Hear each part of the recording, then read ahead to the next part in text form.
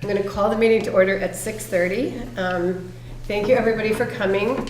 I think everybody who's here has signed the sign-in sheet. There's also a book linked on the rules of procedure to the left of Jethro. Maybe you could, no, maybe guys, you can't leave the doors open. I don't want people to be discouraged from coming in because I know some people will come late. Anyway, there are rules of procedure. So it just basically means please be nice to each other and us. Are there new additions to the agenda? None for me. Okay, I have one announcement under communications. So that's it. Any changes to the agenda order? No. I'd like to wait for Gordon to get back in the room. And I would ask, has everybody had a chance to read the minutes of the last meeting? Is there a motion to approve the minutes of the meeting of April 9th, 2018? Thank you, Richard. Any second? Yeah. Is that be Miranda? Thank you. All in favor? Aye.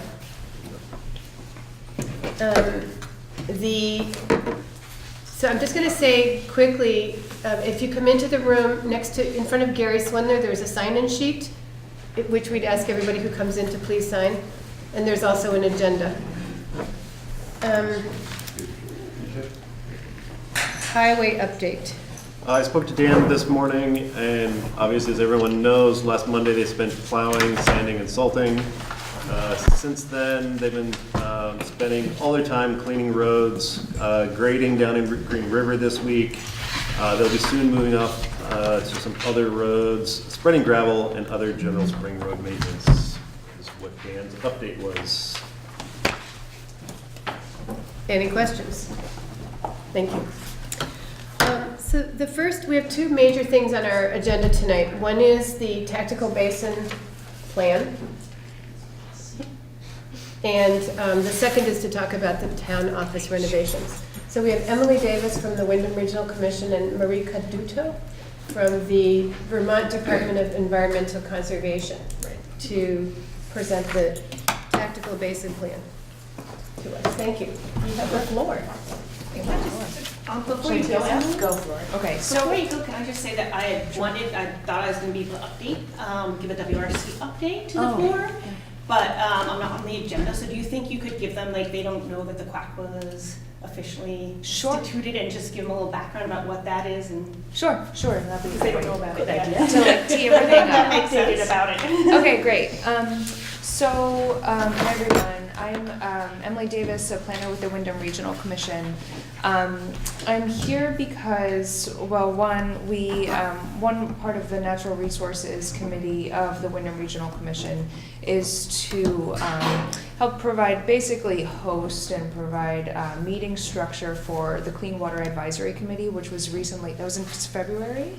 That was recently officially approved in February by the Wyndham Regional Commission's Executive Board, though that Clean Water Advisory Committee had been kind of operating, again, under the auspices of the Natural Resources Committee for a year or two, or maybe more. So this was a way to formalize it, and part of that formalization was to write and approve a charge of the Clean Water Advisory Committee, and that was really to formalize the relationship between the Wyndham Regional Commission and how it provides assistance for tactical basin planning to our local basin planner, which is Marie Caduto. So again, that Clean Water Advisory Committee, among other things, what it will do is it's the Wyndham Regional Commission's expert team of people that will identify water quality projects that are in the region, work with towns on outreach for those projects, so contacting select boards and planning commissions and conservation commissions and helping them bridge the gap between these tactical basin plans, to review the draft plans and to review compliance with the Wyndham Regional Plan and the Wyndham Regional Plan's policies. So that's basically what it's doing. So part of my job and a contract that we have with the state, with the basin planners, is to help the basin planners have outreach into the communities each time a basin comes into cycle.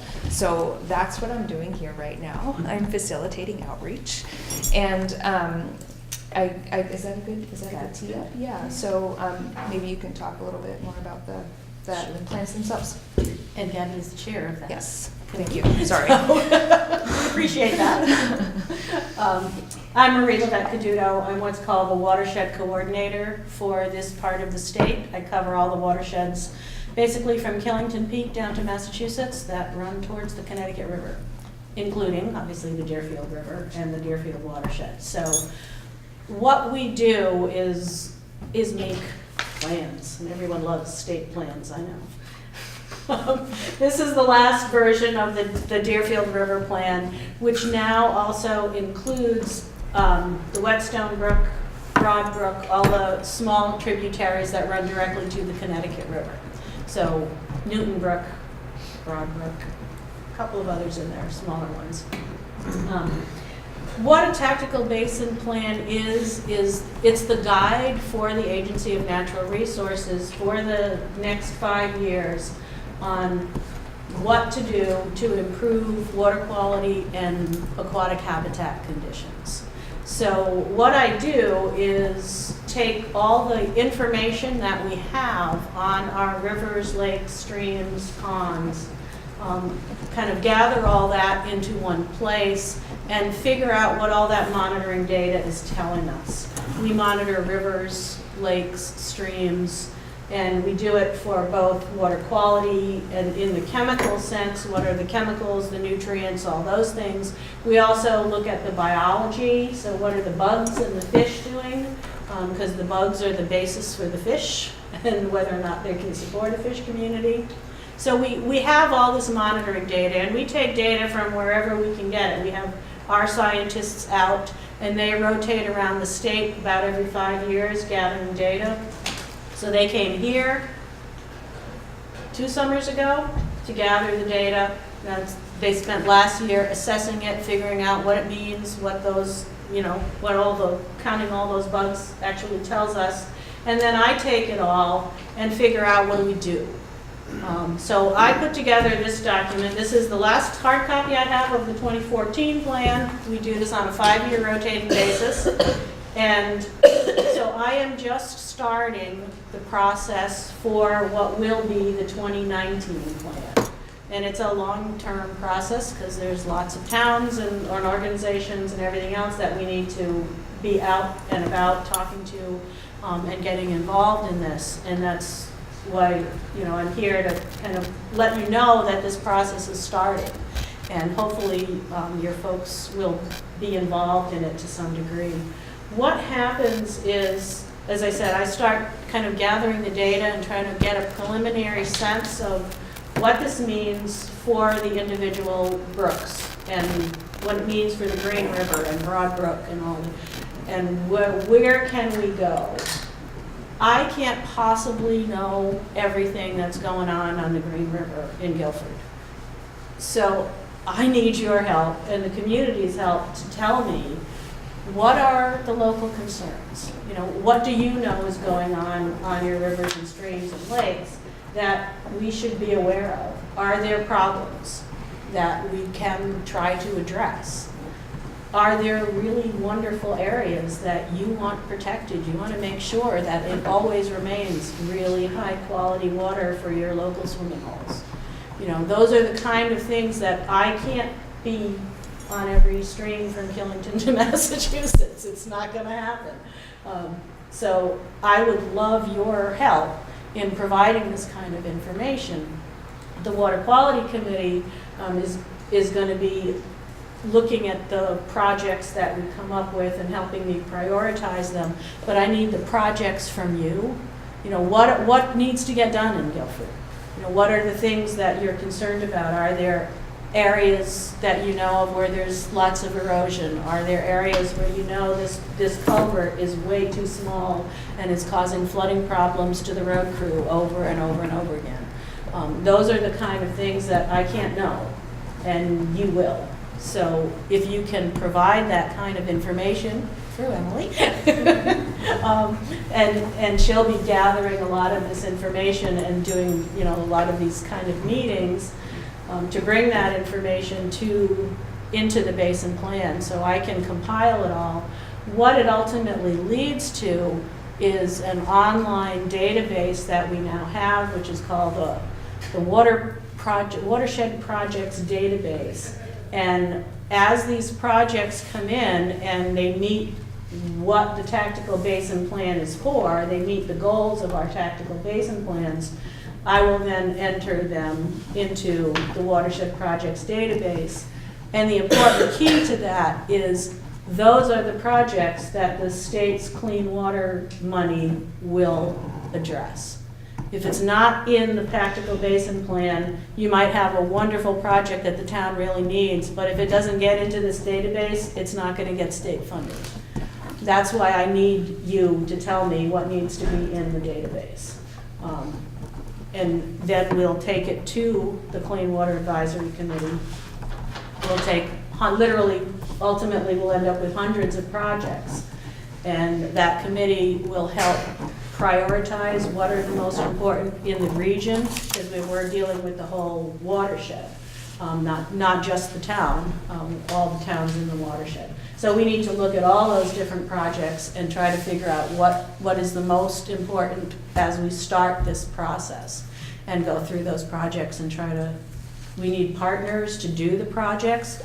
It can be the Regional Planning Commission, it can be the town, it can be a local watershed group, and they will all be involved in hopefully helping me create the plan.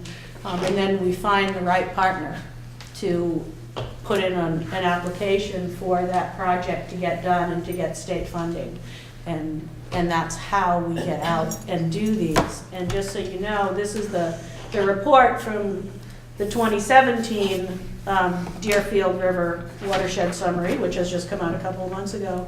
And so because this is state funding, we have to track it very carefully and know what projects are done and who's done them and how much money has been provided. And in the town of Guilford in 2017, and this is just the 1 year, and when I'm not in the basin planning cycle, 5 different projects, $102,000 of state money was invested in projects in Guilford in 2017.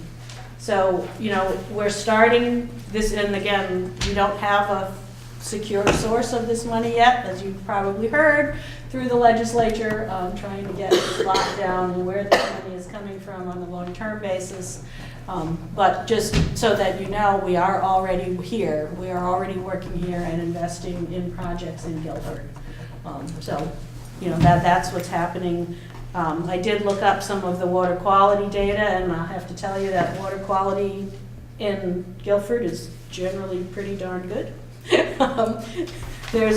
We show it in greens and different colors, and if it's green, it's good. So we got lots of green on this one. We got lots of green on this side.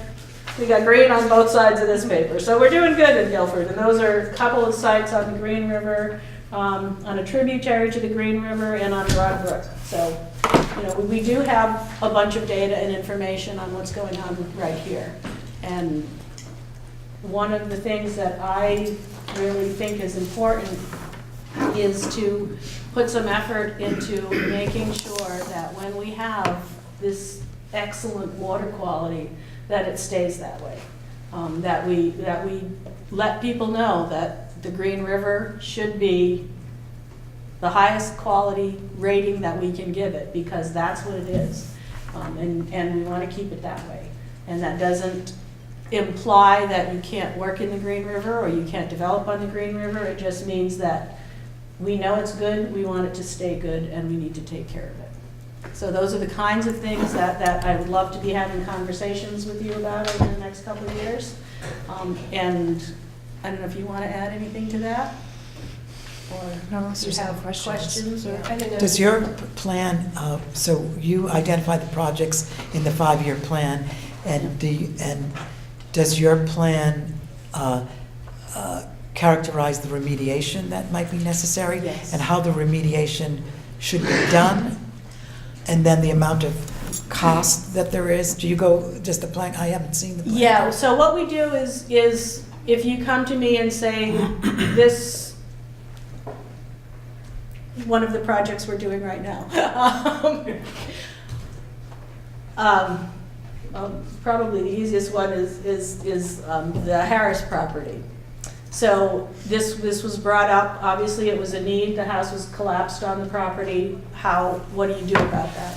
So with partners, the Connecticut River Conservancy, DEC, the Planning Commission, we've all gotten together. CRC got funding from private funders and the U.S. Fish and Wildlife Service to clean up the property. We have hired an engineer who has designed how we're going to restore the stream channel, and that's the next phase. So over this summer, there will be people in the Green River there fixing the erosion, planting the buffer, restructuring the river so that that erosion problem hopefully will be somewhat stabilized. The property is now under a river corridor easement, so that will never be developed again because it floods. And it's never good for anybody to build at the property like that. So all those different steps have happened over time. So in the project that's happening this summer, we knew that the river needed to be stabilized and the banks needed to be stabilized. So the first stage was to have an assessment done, figure out what the issues were, why this was happening. We did that piece. Once we had that information, we hired somebody to design the remediation project. So these all need to be engineered, so someone with a piece of equipment knows what they're doing when they get out there. So the next phase is now to have that construction work done over the next season. So that's how it And that works. goes into the plan? Yes. So that initial project, that this is a property that needs to be remediated, it just started with that. And then we take it one step at a time to figure out what happens next and how we're going to address that particular issue. Yeah, and there's different scales and scopes of projects that get included too. Like there are kind of these implementation, if there's a project that is sort of implementation ready, it would get included in the plan. But there's also kind of like, there tends to be sometimes like broad brushstroke recommendations for a watershed, or something like, I'm kind of putting words into the Basin plan at this point, but investigate reclassification or look into conservation easements generally. So it kind of, there's different scopes and different scales. So I think that some where there is implementation, there might be information about like cost estimates or different things like that, but not all of them. I see. Great, thank you.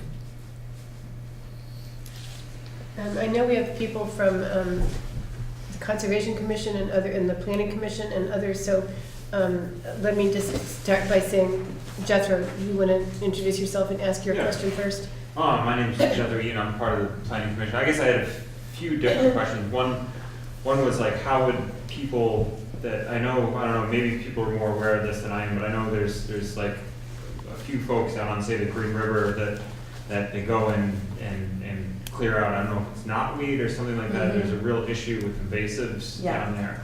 Say, how would these people bring it? Would they bring it to the select board and then the select board bring it to you, or how would something like that come to your attention? It seems like there's a lot of different flows of information, which is why we're having these sorts of outreach meetings and mechanisms to sort of set a broad net, so to speak. But I think that, because Guilford does have an active conservation commission, that can be a really important vector. Yeah, active conservation commissions are really great because we have contacted with them too, so we can kind of send them that information to Marie. Also, and this is true for Guilford, it might not be true for other communities, but because of the Green River Watershed Alliance, which has recently started, those sorts of sub-basin watershed groups are really important with being able to connect to people and to community members and neighbors who don't necessarily, know to approach the Select Board, the Planning Commission, or the Conservation Commission. That might be the neighbor-to-neighbor contact, which is important. And those sub-basin watershed groups are present during our the Wyndham Regional Commission's Clean Water Advisory Committee, or at least they'll be invited to be. So that's a way that we can get that information also. So I guess there's several pathways. Yeah, and the more you can just, throughout, you know, all the meetings you have, just let people know that the process has started. And that, you know, any of those river-related or habitat-related issues should be brought forward. What And about as like a smaller, like Thorn Brook that runs through an easement on to get to my property? Like there's like a large culvert, like is smaller things like that, is that covered, or is it more focused on? No, I think all of those All things parts, can be yeah. covered. And I can't promise that every single project will make it into the database because we have criteria. And obviously we have to start kind of at the top and start prioritizing things. But it's good to get them listed so that we are aware of all of them. And sometimes a project is just low-hanging fruit, and it would be easy to replace that culvert because it's in the town's cycle, and you know, you can pull the pieces together really easily. So, but if I don't know that, I can't say, you know, we should look at this because this is an easy project to complete. Is there like a website as far as finding like a criteria where like we would see what, if it would even be worth looking into? Like, do you guys have a list for criteria? This is all reasonably new to us too, so we haven't, we kind of have them, but we haven't officially formalized them yet. But tell Emily, literally any of the projects that you think you would like to see done, because if I, like I said, if I don't know about them, I can't assess them and I can't get them into the plan. So I would love to hear them and make sure they're there. For the most part, things will get into the database. It's just that committee prioritization that'll happen. But if it's an easy project and it's not going to cost us $58,000, Thank you. a lot more likely to get it done. Yeah. Yeah, Gary Swimmer, on the other side, do you see priorities for Guilford to focus on in improving water quality? Reclassification, can you describe what that is? Because we have, in the state, we have 4 classes of water. We have A1, A2, B1, and B2. For the most part, we just got B1 recently. So A2 is kind of a separate thing. That's our surface water, drinking water. So reservoirs and things that you tap into for drinking water. So that's kind of separate. So we have A1, B1, and B2. A1 waters are our highest quality, most pristine, beautiful streams. Everything above 2,500 feet in elevation is automatically A1. That's by statute. Our headwater streams need to be protected because they come down to all of us. So those are all A1. Everything else up until a year and a half ago was just B, which is fishable, swimmable, drinkable with treatment. So it's good water quality. We don't expect our Vermont waters to be in really bad shape. We have some of those, but for the most part, not. We now have B1 and B2. So B2 is the general level of what we had as B. Now we have a B1. We got A1, we got B1, and we got B2. And the reason it's good to have B2 is because when we classify a water at any one of these levels, if someone were to come in and say, I would like to put a new wastewater treatment plant in this watershed, or I'm going to construct an industrial building that is going to discharge wastewater, the state has to give permits for those discharges. And we have to calculate, this is all EPA required, we have to calculate how that discharge might degrade the water quality for the general public. So we have to do all this stuff to give you a permit to do that thing, and we can only do it to, you know, each little permit is going to degrade the water quality a little bit more. And you don't want to get below that B2 level, because if you get below the B2 level, then you're in impaired water, and that's the Lake Champlain fiasco that's going on right now, because that is an impaired water. And all that regulation kicks in, all those other things happen, and you have to clean it up. You are forced by the federal government to clean up our impaired waters. So we don't want to go there.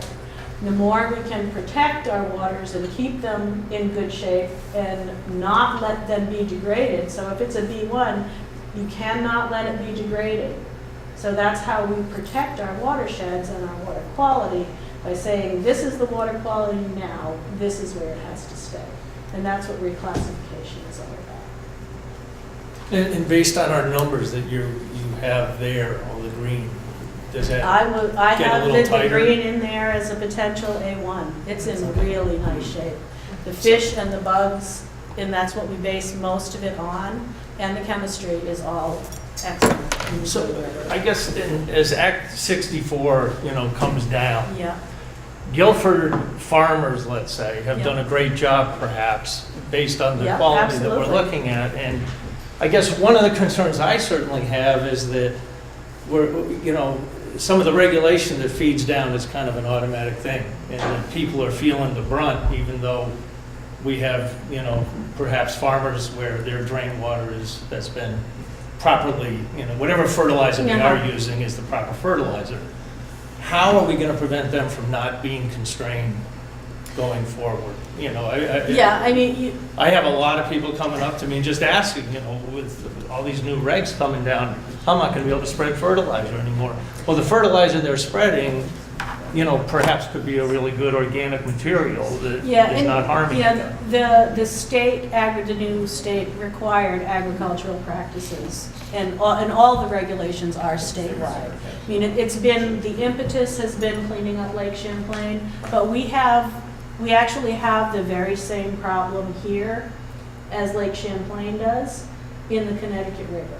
So Lake Champlain has a TMDL, the impaired water for phosphorus. The Connecticut River, which we all drain to, has a TMDL for nitrogen. The two nutrients in the state, it's just where the water ends up, whether it's phosphorus or it's nitrogen. It's all the same problem.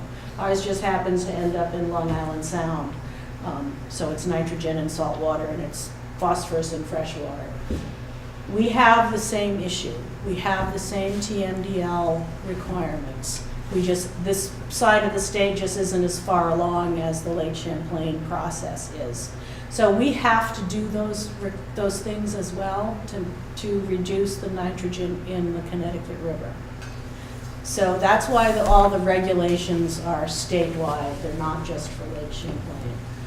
And the rules for whether it's the agricultural sector or the stormwater sector or the forestry sector, they all have requirements and new rules that need to be put in place. They're not a lot different from what the AAPs were. I mean, the buffers are a little bit bigger, but as far as spreading manure, spreading manure is still perfectly fine. You just have to set back from the waterway. It's not that you can't use it. They're all actions that are going to improve water quality and ultimately aquatic habitat. So, and everyone is impacted, whether it's, fertilizing your backyard or fertilizing your farm field. There are rules, and it So applies to everybody. Maybe I'm understanding that if people have questions, they should be directed to Marie, because she probably has better answers than you. But I'd also add to that too, I just want to drive home the point that Act 64 is a little bit different than other kind of planning initiatives that touch towns like Act 171 or Act 174. It's broader in scope. And from it came the municipal roads general permit. It became more robust RAPs, required agricultural practices, the stormwater rules. So I think it might make more sense to kind of tease these programs out, because Act 64 tends to kind of trickle through and touch a lot. But with the RAPs, the required agricultural practices, there's really great resources, not necessarily through the Wyndham Regional Commission, but our conservation district, the Wyndham County Natural Resources Conservation District, WCNRCD. they provide those agricultural resources to farmers, and they're subsidized. They're all paid for at no cost. Is that right? As long as farmers enroll. Yeah, there are There's programs grant to funded assist programs. farmers in doing Nutrient nutrient management. management Yeah. plans and getting their soils tested and stuff like that, so. And training on buffers and what these required agriculture practices are, so farmers aren't being totally left in the lurch in this process, in this program. There are state-funded programs available to kind of help farms transition to adopt the RAPs and have it still make sense for their bottom line. And there will be more outreach on it. The ag department, through this funding, has been able to hire some folks to be doing that kind of outreach. So hopefully that will get here and organize some of the farmers and get them out so they understand this a little better. So we need to wrap this up, but I want to ask if there are any other questions from the audience. I think, Karen? Karen Murphy, I'm on the Guilford Conservation Commission, and I live across from the Harris property, well, up the hill. My question is, we've been talking a little bit over the years now about reclassifying the Green River as A1. How does that proceed? We finally, again, this is fairly new to the agency as well. This was all in the hands of part of the Natural Resources Board, and they gave that authority to A&R not that long ago. So we have just worked out literally a petition, an online petition, and we're finalizing that, where all you will have to do is fill out the petition and throw some documentation in it, which I have. And we should be able to move that forward. Part of that process is public hearings. We don't do this without the support of the community. So if Guilford is supportive of A1 for the Green River, that will make a huge difference, because the agency is not going to force clean water on you. But we are working through that process. So, and we literally almost have the petition completed, which I'm really excited about. Me too. So I think that if Peter can make Marie and Emily's emails available for further movement. It sounds like there's actually some things that people would like to move on. And so to not solve everything tonight, but to know that there are these possibilities, and then how to address, how to reach Marie and Emily would be useful, I think. Certainly. So thank you very much, both of you, for coming. Yes, thank Thanks you. for having us. Yeah, Appreciate your it's all time. very interesting.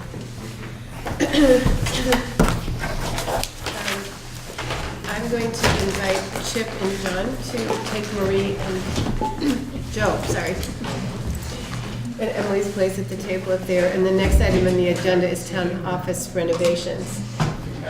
Thank you so much. Thanks a lot.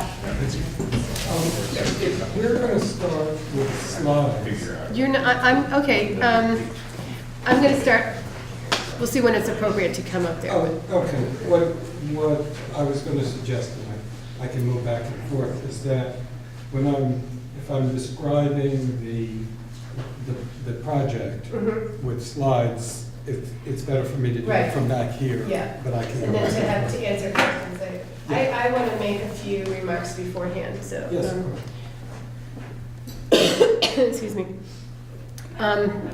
So I'm not a good extemporaneous speaker like Emily and Marie, so I just want to say thank you to everybody for coming. I did prepare a few remarks tonight to talk about the process that we've been going through since before June of 2017 actively, and in fits and starts for several years before that. And I wanted to thank Miranda for her help and on my remarks tonight, and also Peter for his comments this afternoon. So thank you for coming. There were a number of people who were happy to hear about this and just unfortunately couldn't make it tonight. But spending our taxpayer money is a serious business, and we hope that people tonight here and also watching on BCTV will come to share our excitement about this project and our confidence in this project. So I kind of wanted to start by asking how many of you have visited or called into the town office in the past year, besides Alan. Oh, Alan's out there. It's a busy place. It's a hive. a nerve center where you record births, marriages, and deaths. You pay and/or you grieve your taxes. You register your dogs and your opinions. You get your licenses. You ask questions. You volunteer on a board or a commission. You weigh in on public issues, and much more. And the dedicated staff at our town office work hard, along with board members, commissioners, volunteers, and professional advisors to meet the demands of running Guilford. As our responsibilities increase, so does the traffic in the town office. The main structure of our town office was built nearly 50 years ago in 1971, and the addition was built 22 years ago in we're gonna look at the toilet first, Peter. We need a little bit of a team. We just want to set the stage here. Says it all. Issues that we've dealt with over the past year, including toilets, include multiple ice dams, a failed septic system, leaks from the roofs into our offices, failure to comply with the Americans with Disabilities Act standards, energy inefficiencies, and other problems. And from time to time, we've patched things. For example, Dan Zembruski cleared some ice dams. Doug Hunt fixed a leak in the roof. Ron Linker and I insulated, you can now show the picture of the attic, the pipes in the attic a couple years ago. And Sean Murphy offered his expertise as well. But over time, it became clear that these patches weren't sufficient and we needed to plan for major and much needed renovations. Okay, this looks pretty nice compared to what Ron and I went through in November, wrapping insulation about the pipes, I'm just gonna say. So Peter's showing pictures of the current situation. I don't know if you have other exciting pictures to show as well, Chip, but Just join us. so we just wanted, So in 2017, the Select Board issued a request for proposals for renovations to the town office, to which we received 5 responses. And those responses were evaluated based on criteria outlined in the RFP, and Greenburg Associates Architects of Putney scored the highest, and that is Chip Greenburg, sitting to Peter Rood's right. Right. Right. So what is our project now? We sought proposals for a range of structural and remodeling changes to update, modernize, and ensure the use of the building over the next 30 years or so. That's my crunch line. I need Alan in here for that. Alan, you're here. He's here. Okay. We wanted to determine the exact needs and cost of the work required to bring the structure up to date, to meet the needs of a diverse community, to comply with new or updated federal and state requirements, and to continue to serve the community in the decades to come and in as green and energy efficient manner as possible. In Greenburg, since August, September, sometime last year, maybe November, has worked diligently with the Select Board to define the scope of the project, the budget and budget options, a construction timeline, and a plan for continuing town operations during the construction phase. And we also selected by an RFP process GPI construction manager, and Joe is here for that. And Joe has worked along with Chip and us on the same budget and budget alternatives just to really try to nail things down. They've both been diligently responsive to all sorts of questions and concerns raised by the Select Board over the past several months. As we critically examined the impact and cost of each portion of the project. So what are our primary goals? We want to extend the life of the building for several more decades. We want to conserve town funds. We don't want to incur debt or raise taxes. We want to make the building ADA compliant and accessible to all residents and visitors, and a place that people are proud to come in and participate in their town, and to make our building as green as possible. So the question, of course, is how much is this going to cost the taxpayers, and what are the source of funds? So just so people put this in perspective, the town office is not Guilford's only asset. We have roads, we have bridges, we have culverts, we have highway equipment to maintain and invest in. We have to be mindful of maintenance and improvements for 4 other town buildings, and those include the Historical Society, the library, the Old Town Garage, and the New Town Garage and the related structures. And so how do we plan to take care of these assets for the long term without creating a burden on taxpayers or going into debt?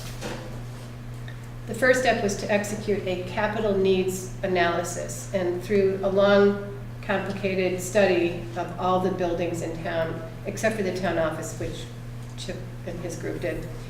We were provided with a 10-year timeline for projected maintenance issues or improvements and their associated costs for these buildings. This assessment was completed late in 2017 and meets our capital program and budget policy requirement, which the Select Board passed in 2015. This policy mandates that the Select Board annually detail a 5-year rolling plan, a budget, and financing plan for maintaining and improving all town assets. Gabby and Richard spent a long time looking at that capital needs assessment and also working with Dan Zambreski and the Highway Department to understand the needs related to culverts, bridges, Buildings. the buildings we knew about. Buildings, equipment. And the Any other equipment. assets? To make sure that we have a really comprehensive picture of what we need to do for the town over time. We are fortunate that prior select boards voted to create and to fund a capital fund and a general reserve fund, so that every year we save money to spend towards unanticipated or planned expenses.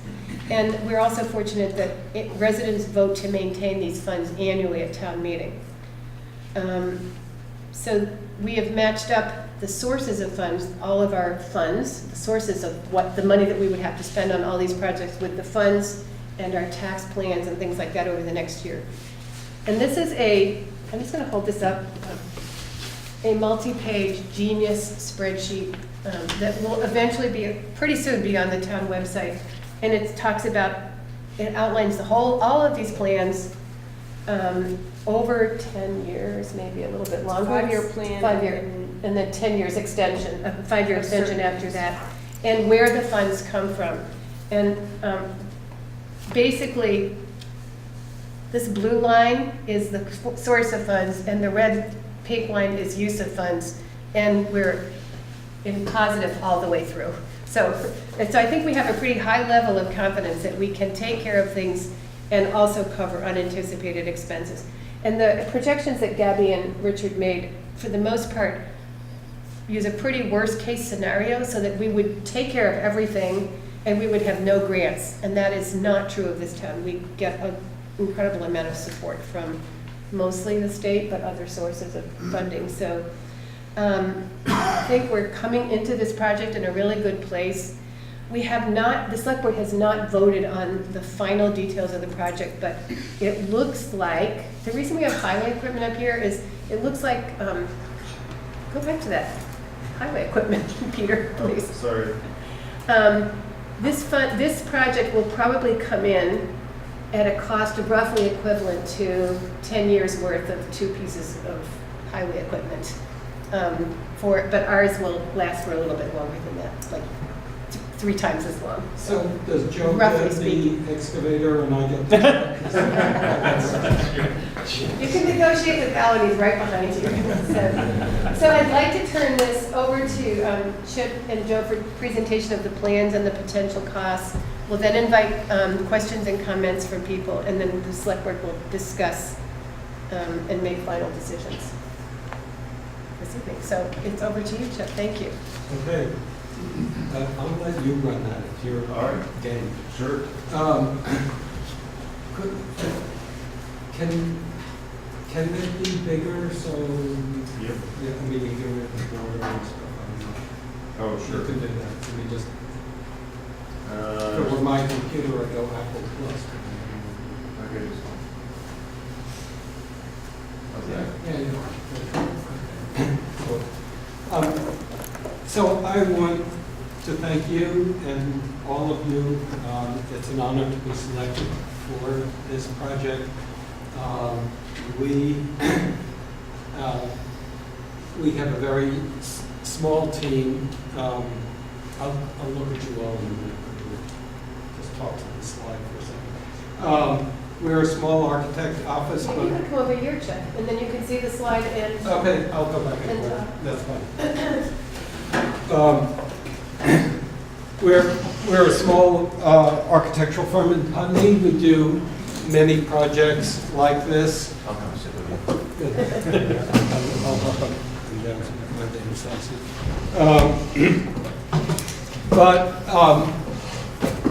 we have a big team working on this. We have people from Du Bois and King working, who are consultants for electrical and lighting.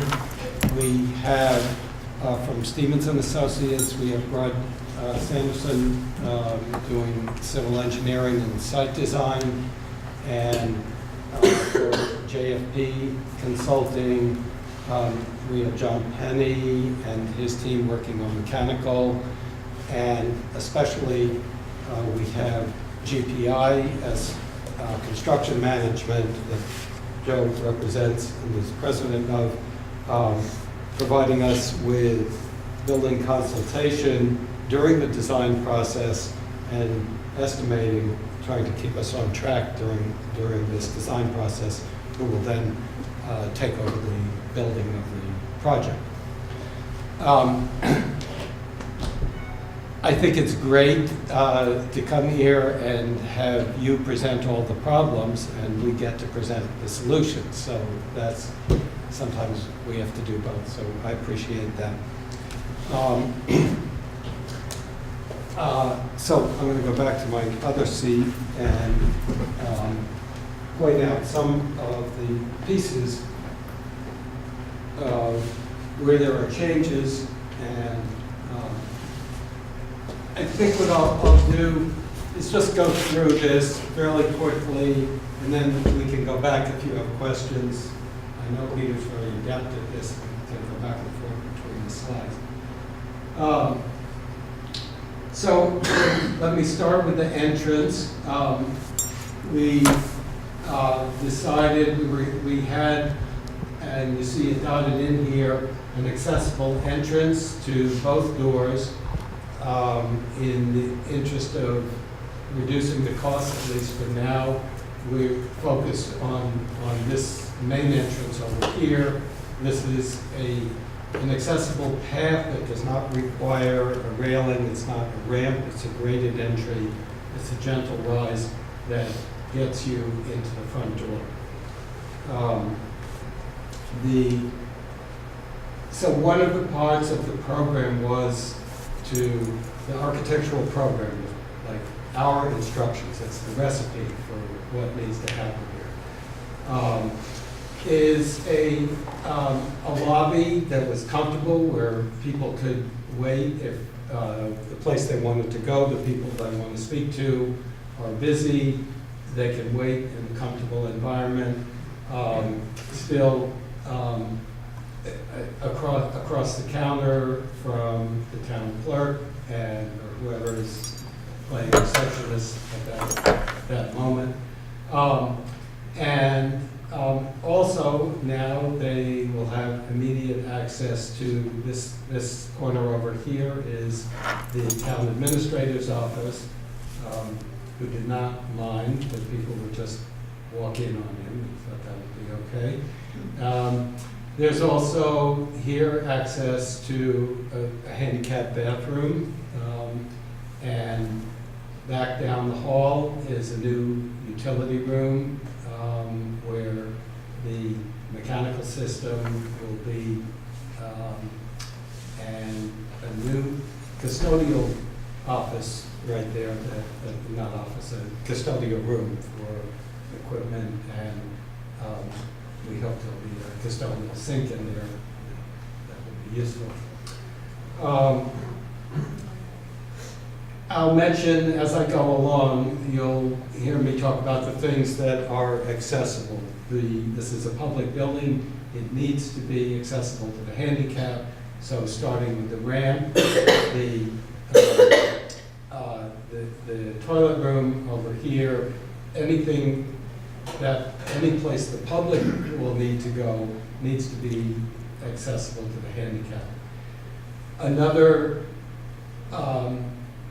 another feature of the lobby, which did not start in the lobby, but it turned out to be a good place, is a coffee bar. So that's for the entire staff to come pour a cup of coffee or tea, a little refrigerator underneath the counter, but also open to the public if they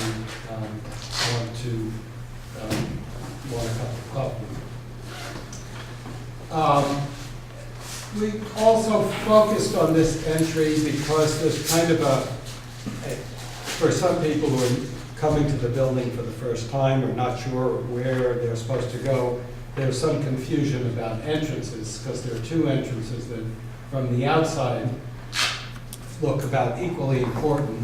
So we're kind of funneling people into this door as the main entrance unless they know that, let's say they're coming to a board meeting, they know they can in this entrance over here.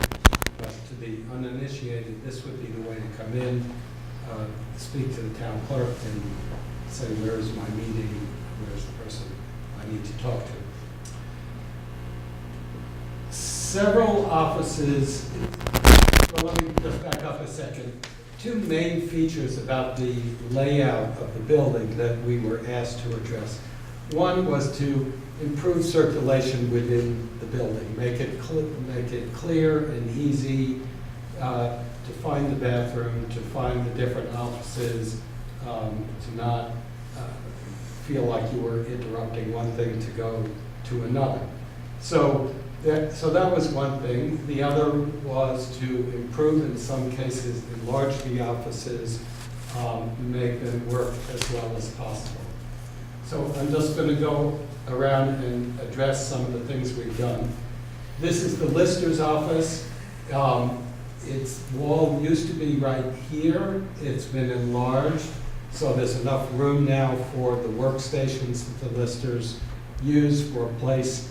They do, as I've talked to them, I understand, they do a lot of spreading out information and sorting it out. And there's a place for that. There's enough wall space to do that, to have their own workstations, to have a collating table, to have a set of file drawers. So that can happen a little more conveniently there. And they have quite a direct way. If you go in to see the lister, you go right through the lobby to that space there. Another place that's used by the public, or consultants for the public, is this small meeting room here, which didn't really exist, well, existed, except it was an overflow space from the listers. It's now a dedicated small meeting room. Perhaps someone is doing archival research. They brought something out of the vault and taking it there. They're opening up on the table, doing research, perhaps getting legal advice. Because they are handling archival material, it was important that they be in sight range of the town clerk, and this little view diagram here is what you're seeing. There's glass in the door, next to the door. So while you're working, you might close the door for acoustic privacy. You are being monitored. You could be monitored as necessary by the town clerk. The vaults remain. They're not easy to move. That was a given. And the town clerk and the assistant town clerk, treasurer office have remained substantially the same. Finally, we have this room, which is the select board's room and a meeting room. It sometimes has a TV, a meeting that has a local TV or is being recorded, tape. The back third of this was Peter's office. So he was kicked out of there and ended up with a corner office over here. And as a result, the select board has a larger space. And room to put some seating here if there are visitors to an event or a board meeting that's going on. So, I think I've covered the spatial piece of this. There's one thing, I guess, if you could go to the attic plan, Peter, let's see if we can do that. Next one, oh, maybe we don't have the attic plan. I We didn't didn't have see, it. Okay. send it to me. All right, we can see, well, you can, Which do you want? the next one down, yeah. Okay, just to point out here, these are three cross sections in different places. The center and the two, this is the new wing that we've added, I should point that out. What we've done here is, I'll show you in the big section, but in the existing parts of the building, both in the center and at the south end of the building, is used for storage. It's a cold attic. It's not too comfortable to go up there right now in the wintertime. We've moved the envelope, the heat envelope of the building, from being at the floor between the offices and the attic. We moved it up to the roof. So this becomes a tempered zone, a heated zone. It doesn't have to be room temperature, or it can be kept a little cool, but it is a place that's more comfortable and also more conducive to archiving papers, especially papers, records that are not happy in when things get cold and moist. And so we're creating a better environment. We've also, in these little corners here, we're going to be able to run ductwork for our heating system, which I'll talk very briefly about shortly. You see this blown up here in we've added some new insulation on the side. This is actually a section through the new wing. So this is we're able to ideally build it the way we want to in the new wing, in a very energy efficient, highly insulated manner. So we have an attic ceiling insulation and wall insulation, and we're insulating under the slab with foam insulation under the slab. So you can go back to the floor plans a second. Okay, so one critical thing I didn't mention, and the obvious, this part that's a little greener than this yellow, is the new addition. That new addition makes possible an office, a new accessible bathroom, the mechanical room, these things I talked about, which were very small, inadequate, non-acceptable in this part of the sort of outline. Everything that you see here was in this space before, and so we've given it a little elbow room for the heart, I don't know, say the heart and brain of the building. It's the mechanical systems of the building. There's a couple of pieces of furniture that we will either adapt from existing furniture or build, to be determined. One is this counter, which it is now, where you see this dotted line. We've moved it across here to create this corridor, to make this a very easy to traverse corridor. It has right here a piece of the counter that's dropped down. Counter height for a person in a wheelchair is lower than stand-up counter height. So that needs to be built into it. So we have envisioned a custom piece of furniture for there, although I understand there's a nice piece of furniture available that maybe we can adapt. That's to be determined. This is another, this coffee counter I talked about before, with a sink, an under-counter refrigerator.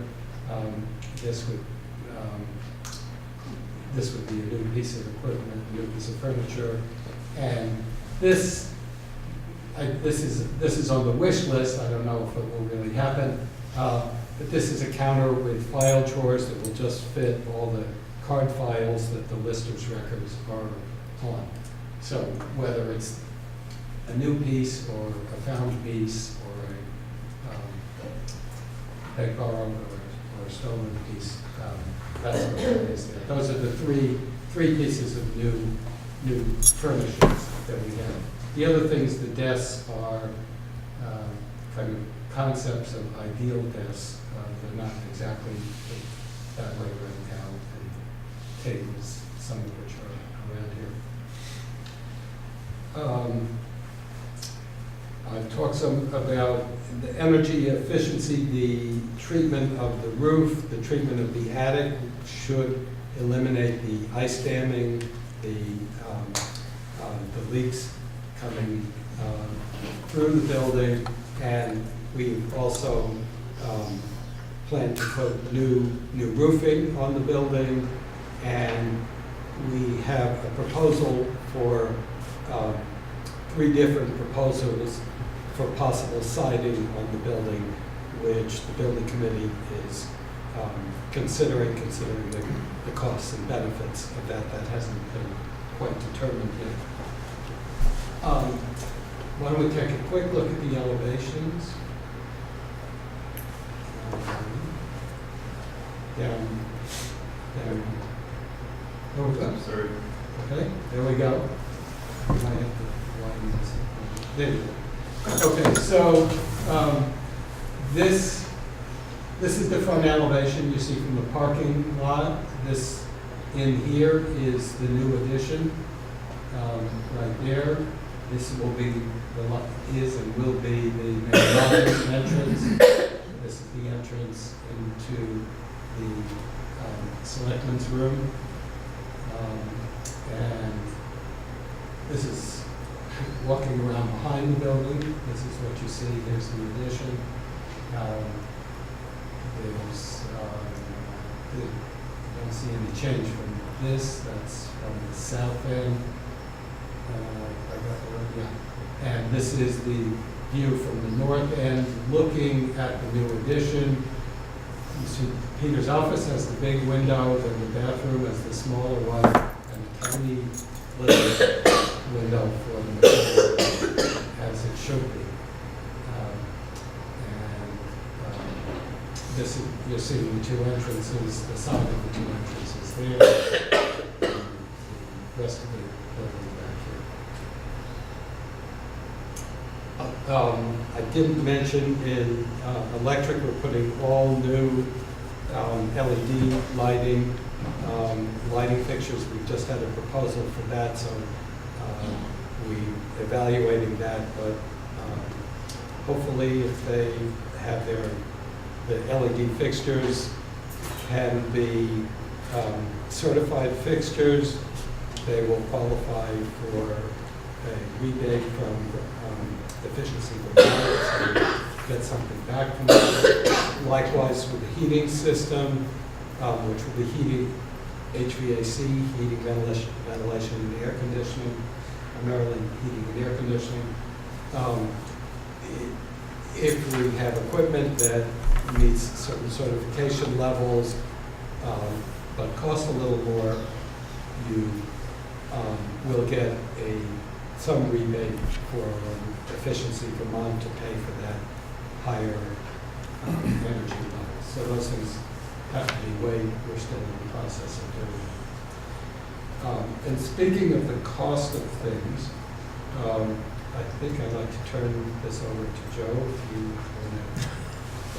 And maybe they're not interested in numbers. I should leave it up to you. Good evening, everyone. My name is Joe Fortier. I'm the president of GPI Construction. Our firm was hired as a construction manager for the project. And we're often asked the most important question: how much is all this going to cost us? I was asked to break the project down and price it a couple of different ways. We have what I'll call a base scope of work, which includes the addition, the new roof, new flooring in the existing and new spaces. The furniture items that Chip had mentioned, the insulation in the attic, and a few of the other miscellaneous improvements to the existing building. Replacement windows in the center section, which is the oldest section of the building, and a few other components. That base cost was $228,000. And at this, just let me reiterate, at this stage of the process, these are preliminary budget figures. They're based on square area, volume, other similar type estimating techniques. These plans are schematic in nature. There's still a few iterations of work that Chip needs to do to get these to be biddable, where I can put them out to various subcontractors for competitive bidding. So the other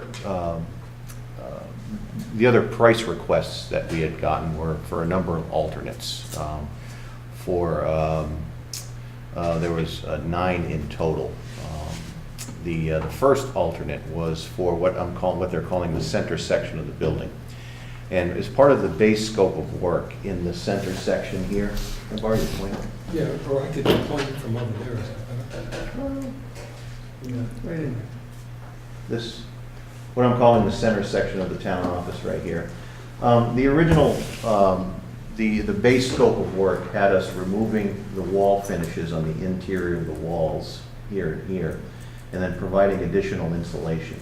That was included in the base scope that I had just described. This alternate, what it would do is leave those wall finishes and then strip the siding, the existing vinyl siding off of the exterior, provide foam insulation, and re-side it with a hemlock siding. And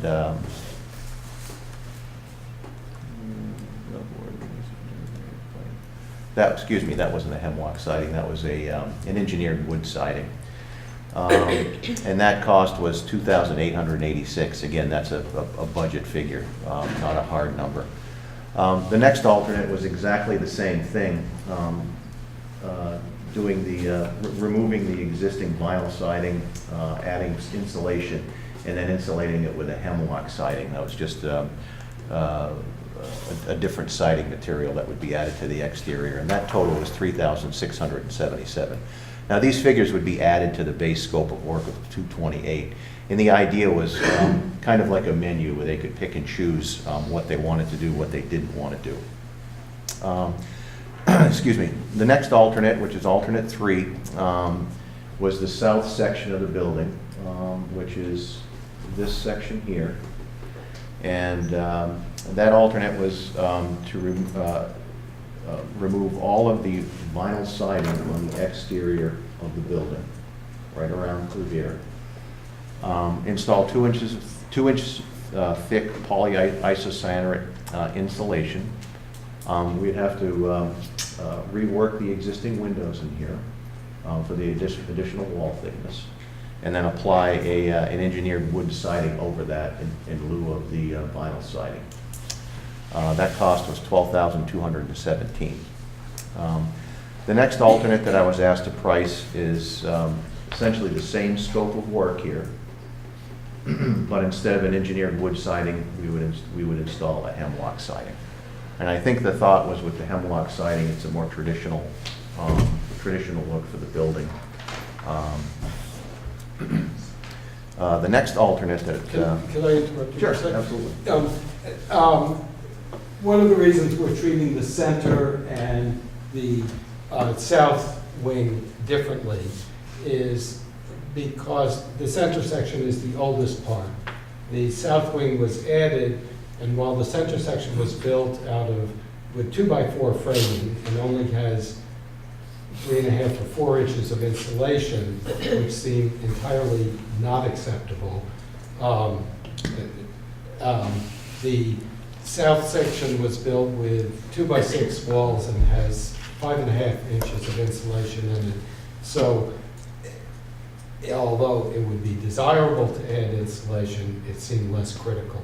So that's the reason, at least for the insulation, which is related to the siding, if you put it on the exterior, that's the reason that we treated them differently, instead of saying, why not just re-side and re-insulate the whole entire existing building. All right.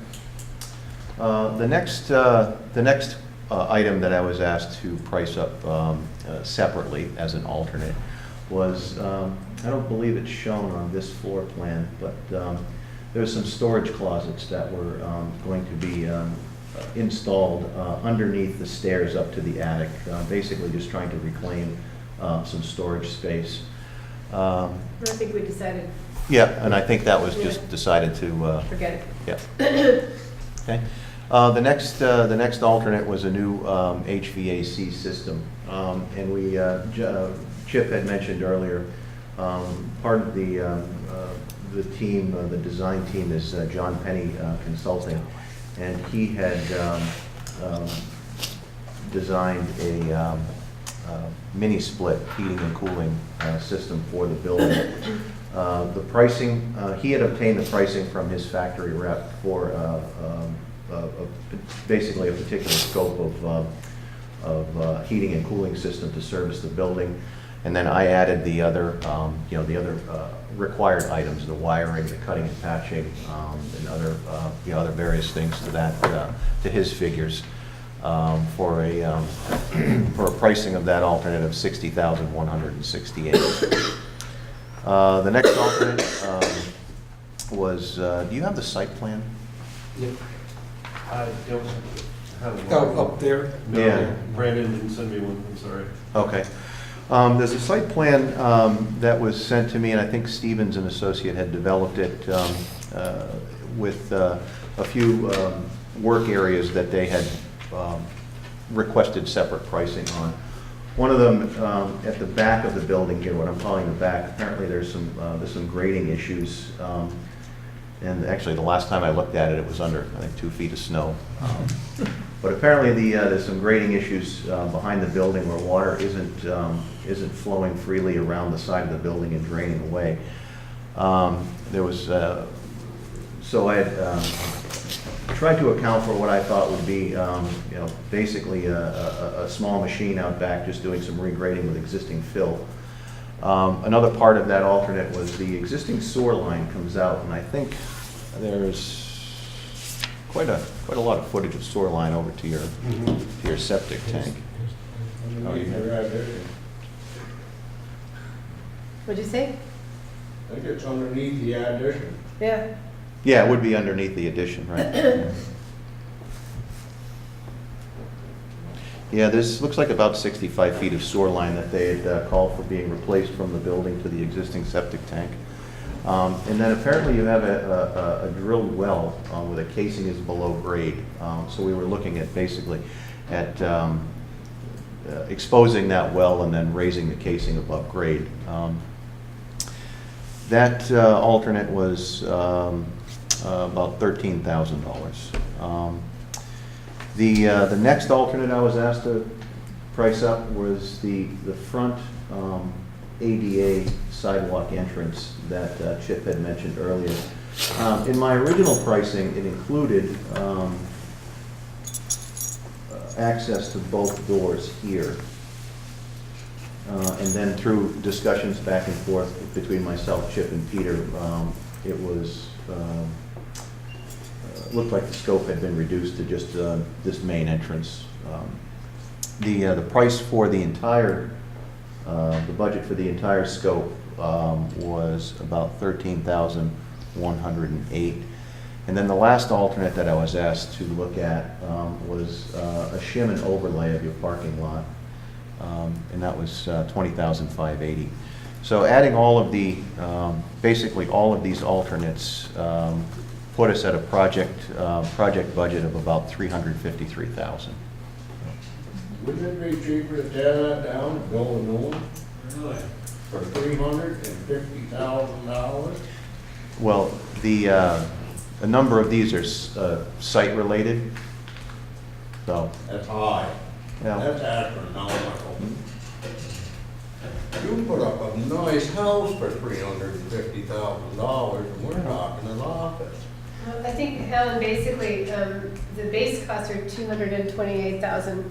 Of the 350, which Joe's getting to, 13, 23, 24, close to 30, or close to 50 is the outside work. The sewer, the paving, the Right, ADA. right. So it's closer to 200, the No, building everyone, itself. Not just the building. Yeah, the building itself would be about 260 Right. with everything, yeah. Seems like a lot of money for that little building, Yeah, and what you wanna do around that. $350,000. did you finish, Joe? Mhm. Thank you. So I'm taking it that, Alan, you started us off with questions. Are there other questions from the group before we start to, Gary? Yes, Gary's thank you. there? I'm here. Yeah. Hey, Joe, the base bid included, what did that include for heating system, or was there anything? The base price was relocating the existing furnace, converting it to, from kerosene to fuel oil, moving the oil tank inside. It was fairly minimal. And right now, only, what, Peter, a third of the building is air conditioned That goes. at most, so the rest of the building isn't, so that's part of that.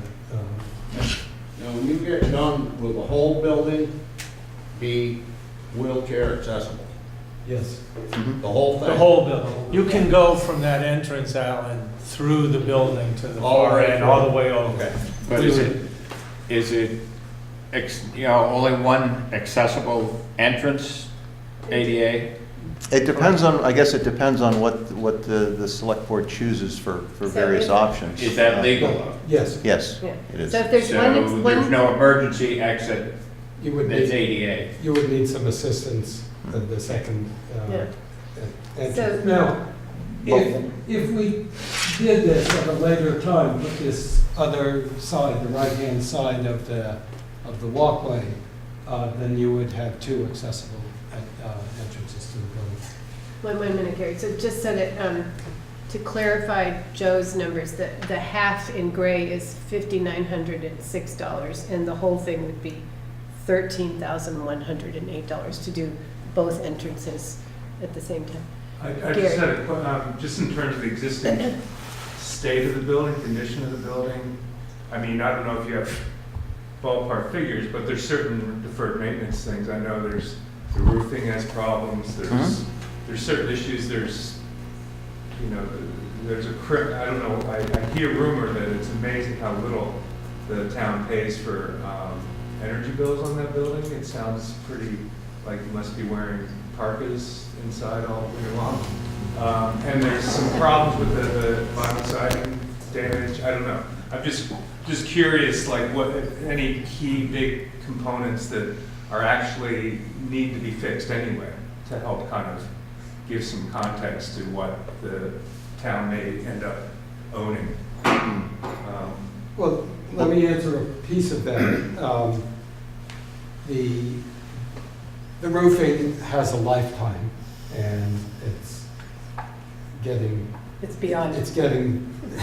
getting to its time. So that would need to be done anyway, so that's significant. But the siding is weatherproof. It depends what you want your building to look like. The problem with vinyl siding is it keeps becoming more brittle and discoloring over time, and there's no good way to fix it. You can piece by piece replace a broken piece of it, but then it doesn't look like the rest of it. So I would acknowledge that this is a choice of what you want the building to look like. If it's wood, and there's a couple of choices of wood products here, you can repaint it from time to time. That's something of an effort, but not a great effort on a one-story building, but you can spruce up your building. You can't do that to final siding. So it is listed here as an alternate to replace it, but that's in there. And something not to lose sight of is that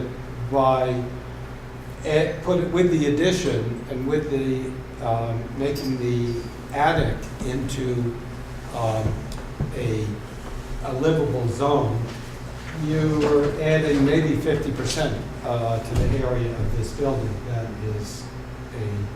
makes it it's usable space you didn't have before. You forgot the bathroom. And the ADA accessibility, the bathroom is disgusting. The bathroom, the addition, which is going to, allow you to have a bathroom, the roof, and you touched on the insulation. And the furnace that needs to be either, we don't know how much longer that's going to last. So we do need a new heating system, Nancy. I'm just curious, and you may have said this and I missed it when you were talking about alternate plans, but the split, the heat pump for air conditioning and heating, how much more will that cost and how quickly would we recoup those costs? What's the return on investment? Did John ever answer? Well, as Gary just pointed out, we don't really understand why your usage is just $500 a year. That's amazing. I'm sorry, 500 gallons, so maybe $1,200 a year for heat. If it were heat alone,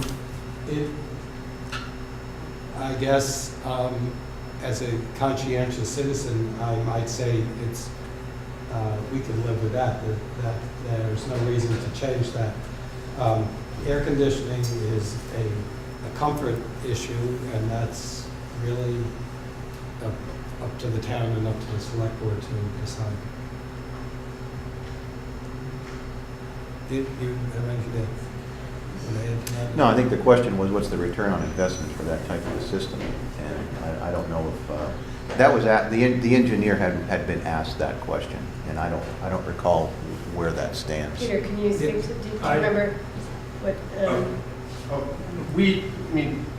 The response that we received for that question was that it's complicated to answer that question. It's kind of what Chip was getting at, due to the type of system it is, as well as the fact that we don't currently have air conditioning in the building. To add that in is a whole additional factor.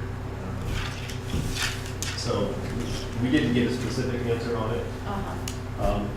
Of a specific number of whether it's 5 years or 10 years or 20 years, or we didn't get that information. And it partially relates to this: we don't consume a lot of kerosene, which still baffles the engineers. Yep, what? So it's 4 days a week. The building runs 4 days a week, and then they turn the heat way down. That's number one. Number two, we get solar power from the Guilford Volunteer Fire Department. So some of our costs are. Is it? No. It goes to electricity. Oh, Just sorry. electricity. Doesn't work then. That was only a one-time use. Yeah. And they keep it really cold in the winter, and it's really hot in the summer for anybody who spends any time there.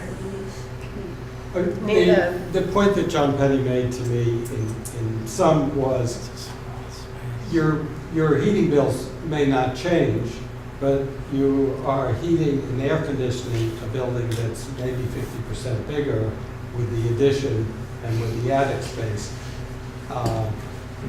But if you continue to spend $1,200 a year on heat, that sounds like it's worth it.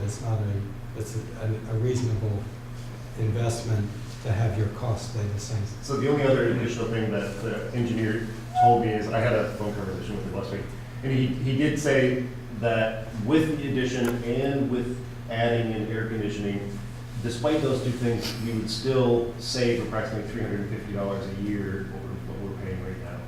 So despite having these new additions on the building as well as the air conditioning, we're gonna still see a net savings. Yeah, It's just not a huge net savings. okay, maybe not a huge one, but it also reduces our use of fossil fuel, which That's is a volatile thing anyway. I mean volatile in terms of pricing. Right. And, okay. We are, excuse me one minute, we are required to have a redundant system because we are a public building. Is that what you're, sorry? Well, I was gonna ask about heat exchangers. Yeah, If it gets really, really cold, it's my understanding, whoops, they don't work. yeah, but it's. And, it has to 20 go below at our house. Really cold, yeah, it has to go really cold for a few days in a row, Well, and then we it would was. have the old system, The which, old kerosene? no. Well, we're we have talking about taking the old kerosene and converting it Converting over it to to- fuel, To fuel. and that would be the secondary system to Okay, heat the that's all I building wanted if it was to The know. necessary. heat pumps have gotten better since Yeah. then. The heat pumps have definitely improved since then to, that they can handle, and a lot of homes in this area are now switching over to. I have anecdotal evidence this past winter of a heat pump installation, the same one that John Penning's proposing, installed at Grace Cottage before they insulated the building. And they experienced 24 below in Townsend, and they lost 2 degrees in air temperature. So basically, they didn't, and they don't have a backup heating system. And you think about it, It's you know, all electric heat pump. you get, if you're gonna get 20 below, you usually get it, 4 o'clock in the morning to 6 o'clock in the morning. But anyway, I agree with Jeff. And with luck, people With won't be Jeff. working then. That the new heat pump technologies get gotten much more. Well, that's very reassuring. I'm delighted. Here, I know Sean had a couple of questions. Have we answered all of his in this evening's? I know you missed. You answered in your email. Yeah, so I sent him a secondary email before the meeting started. Okay, I just wanted to make sure that his questions were answered. so. They were, and they were. And thank you very much, Peter. Gabby. Given that, this building is gonna last us hopefully another 20 years, and our staff has fluctuated over the last 20 years significantly, I was wondering how you took into account sort of flexible use of space in the design to account for our changing needs in the future. First of all, I would say that the problem is much more difficult because we expect it to last 50 years, not 20 years. The simple answer is that we took our cues from the select board and what their needs are. It wouldn't be for us to say, well, we think the population of Guilford is going to double in the next 20 years, and therefore you should double the size of this building. If I knew that, I might make a suggestion, but as we went along, when I heard that circulation is very difficult in this building. We work to improve circulation, getting from one side of the building for the public to have a comfortable place, for the staff to have a comfortable place, for visibility where you need it, for legal reasons. I feel like these are intrinsic issues for a town office of this size, that the administrator has a place to work that is not where he has to be careful what he says on the telephone because there's another meeting on the other side of the table, is common sense, and I think will help people 20 years and 50 years down the road. I don't think I could point to anything that I feel will be different 20 years from now that you aren't recognizing at this point, except population growth. And Vermont hasn't grown, Brattleboro hasn't grown. It seems like we're in a very stable corner of the country in terms of population and demographics. So we tried to make a good building. I think it will be a good building as long as it's used for this purpose. Other questions, Gabby? Yeah, but you should. Oh, I'm sorry, sorry, I didn't see that you. I had a request from someone in town who wanted to see a bike rack at the town office. So I just wanted to put that in there, and That's a then good idea. I That's a would good idea. suggest that it go. I'm sort of curious, going back to Chip, what you were saying about focusing on the one entrance as the main entrance. How, is it just that this sloping grade is going to go to that entrance? What's going to make that left-hand entrance be the obvious yeah. main one? Okay, that's a very good question, and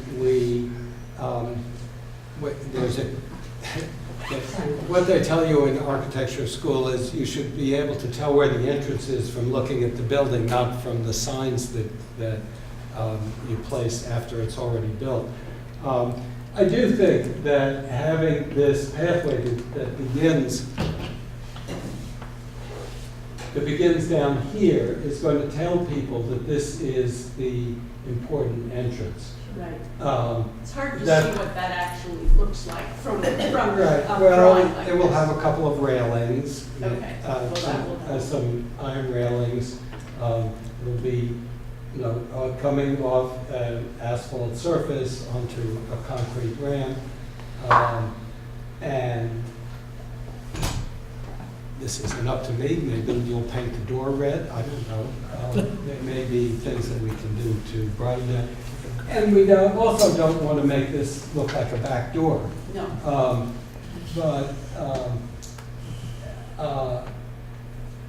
So it's not a dramatic change, and we weren't asked to make a dramatic change, but I do think it will read more as an entrance with this steps and maybe a little more presence coming from the parking lot. Other comments, questions? Gabby? Yeah. I have one, too. Oh, you want to go? No, go ahead. So I guess one of my concerns, and something that's not really fixed in this redesign, is that in the big conference room, you still have to go through the clerk's office, through the treasurer's office, around the clerk's table, behind the coffee area to get to a bathroom.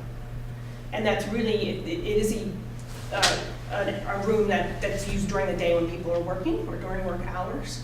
And I was wondering what alternatives you looked at and what, why they were rejected, I guess. I was just sort of curious as to the alternatives you looked at and how you came up to this. You're talking about for people sitting here? Yeah. Okay, so there are a couple of factors that began with the plumbing being at this end of the building, new concrete pad being poured here, so we had an opportunity to connect into plumbing fairly easily.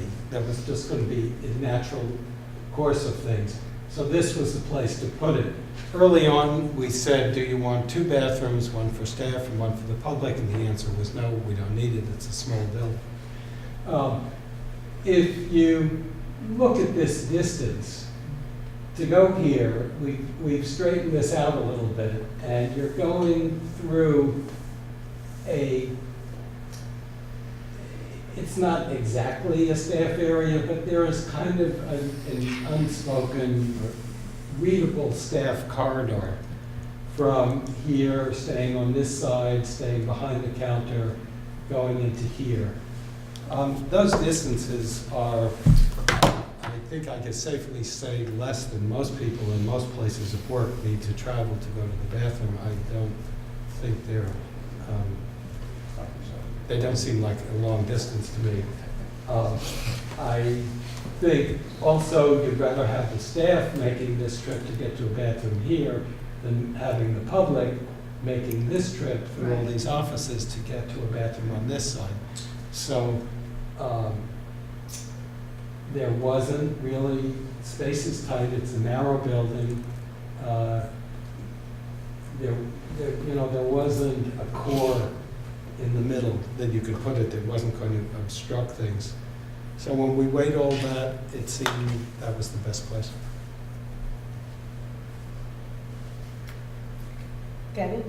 I think Jethro? As a town, and when we go to actually, when bidding on how much is actually gonna cost, are we obligated to go with the lowest bidder? Or like, how does that work when it comes, I mean, it does seem like a lot of money to me too. I mean, I get it that things cost, renovations do cost, but as far as, So let me answer that in a somewhat larger context, because we had a lot of discussion about developing all the plans and putting the whole project out to bid versus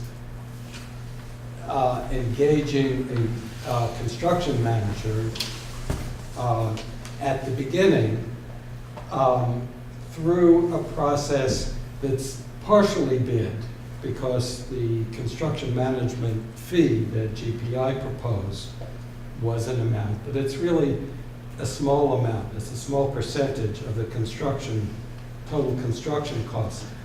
The lion's share of construction costs will go out to bid through subcontractors' work. So all the subcontractors will be bidding, and that's where we may see some savings.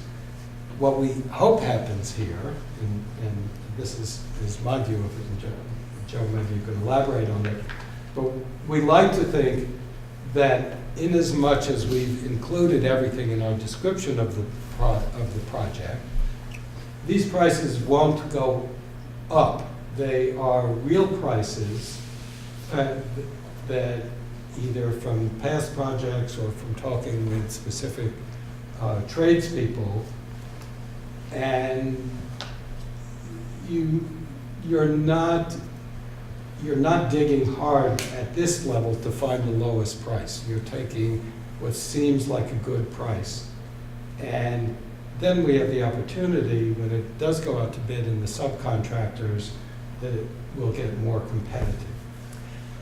This is a conceptual budget. This isn't a firm, fixed bid for the project.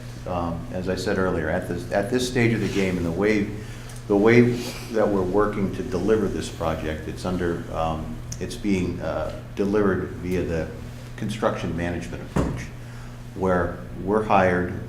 We submitted a proposal which included a construction management fee, which is basically expressed as a markup. As I said earlier, we took schematic level drawings. We put estimates to that and arrived at these numbers, okay? The next step is, based on these budgets, based on the alternates, we're hoping to get a decision on what's in the project, what's not in the project. Chip finalizes the drawings, gets them to a point where I can put them out to bid amongst various subcontractors, site contractors, concrete, drywall, painting, electrical, mechanical, so on and so forth. And to answer your question, no, we're not obligated to take the lowest subcontractor bid. If it's an unreasonable low price, we don't necessarily have to take it. It's an open book process that myself, Chip, Peter have been working through. So that's the process that we're hoping to deliver this project via. Does that make sense? Questions? When you put this out to bid, where will it be advertised for people to look at if they want to bid on it? Well, we would put it out to bid amongst the subcontractors that we normally work with. If there's any contractors that, anybody on the board has a, preference to include, local contractors. My feeling is we have contractors that live in town, pay pretty good taxes in town. We have an electrician in town. Yeah. It's very good. And we've got plumbers.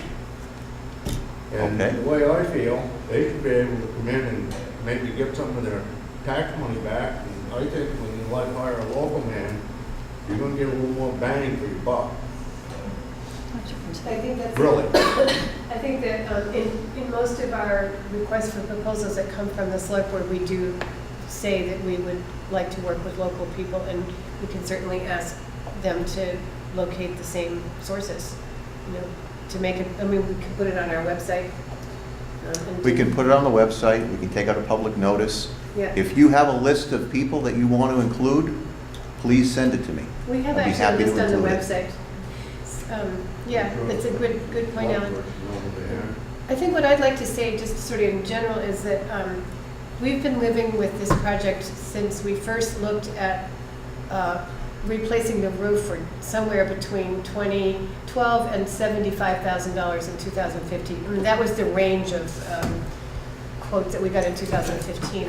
And so we started like with one little thing that needed to be fixed, and then it was something else, and then it was something else. And I think when most of us on the select board got the first not to exceed figures, we were in shock, like everybody is now. But now we've been living with these numbers and looking at things for so long that I think we're beyond the shock phase and into, okay, we probably need to get this done, and let's try to figure out the most economical way to do it and still be a benefit to the town and still pay for it without raising without raising taxes or getting debt. So maybe we've just been immersed in this for a year, which is different from just tonight, hearing about this. So.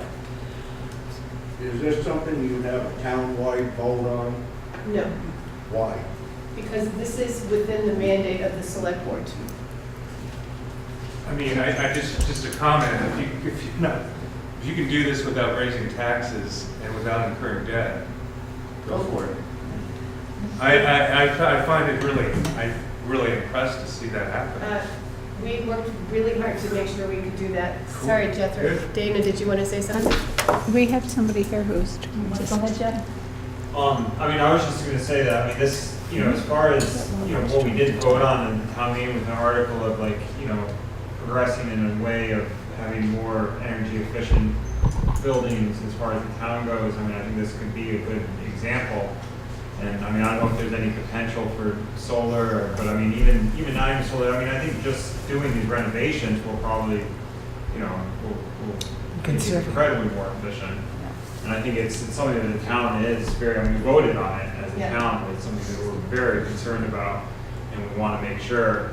And I'm sure no matter how much insulation added goes in, it will be a huge improvement, but I think this should be an example of, what we're doing to progress in that direction. Thank you.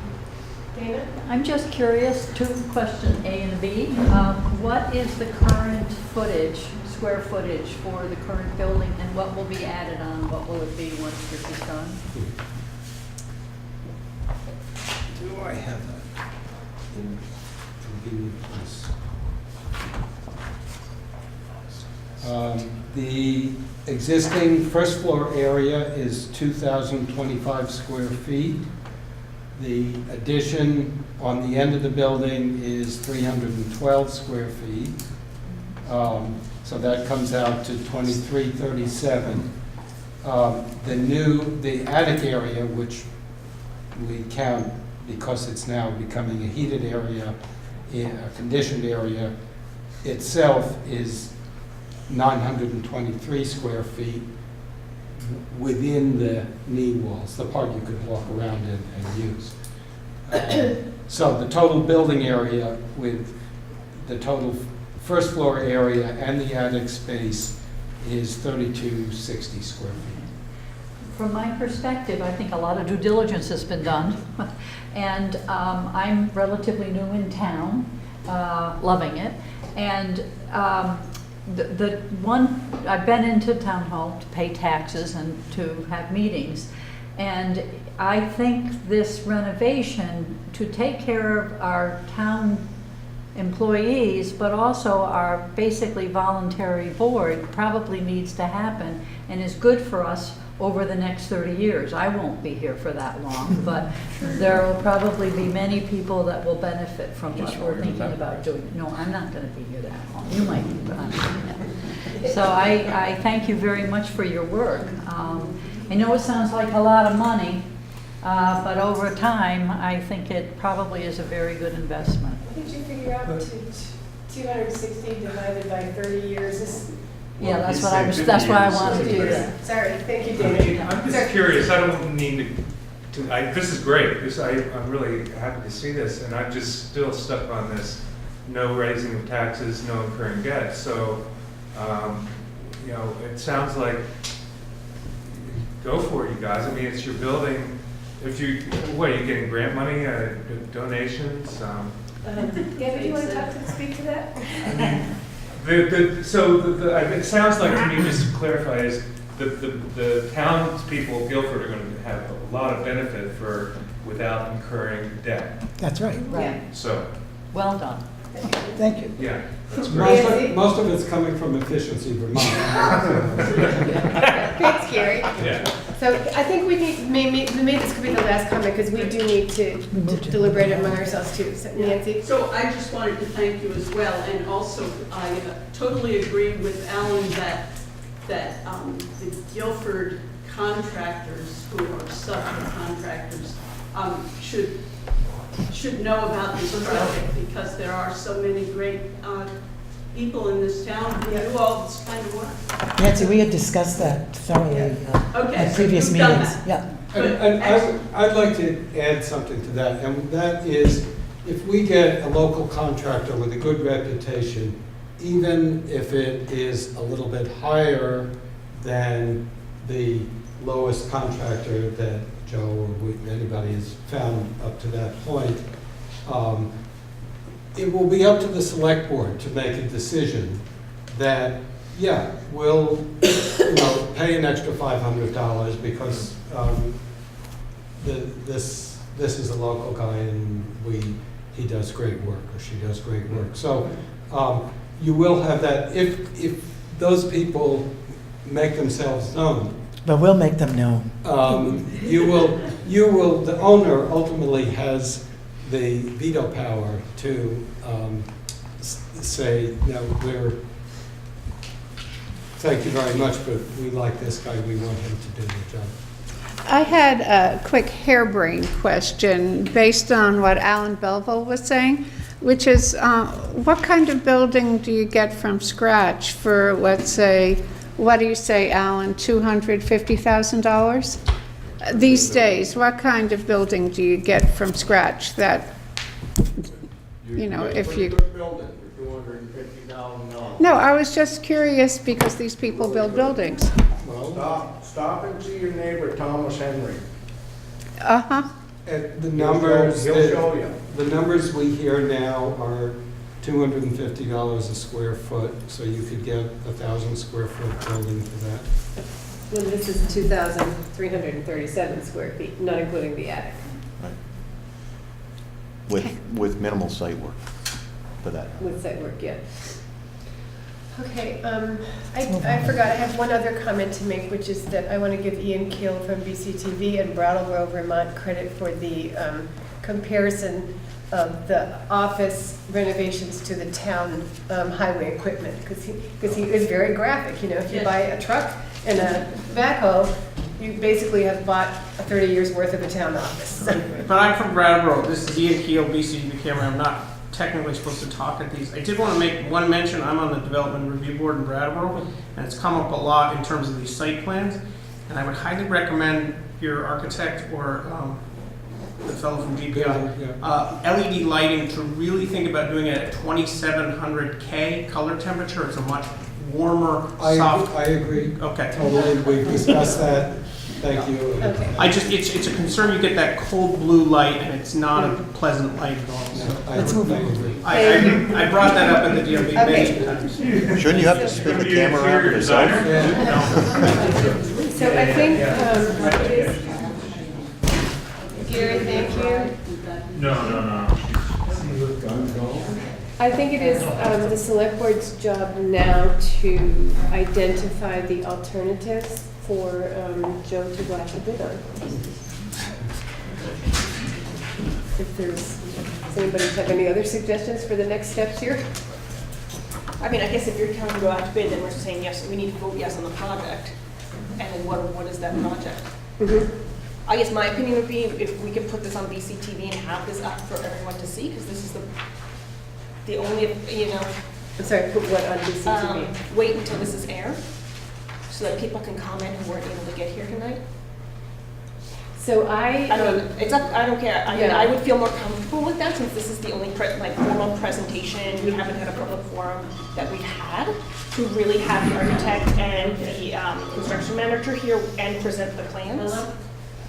So I put this on Front Porch Forum twice. We did our normal posting, and I also sent out emails inviting people to come tonight. And I got a lot of people saying, sorry, I can't make it, but, and there was no comment of anything on Front Porch Forum that I'm aware of. So I think, and this has been on the agenda since June of 2017 in different times.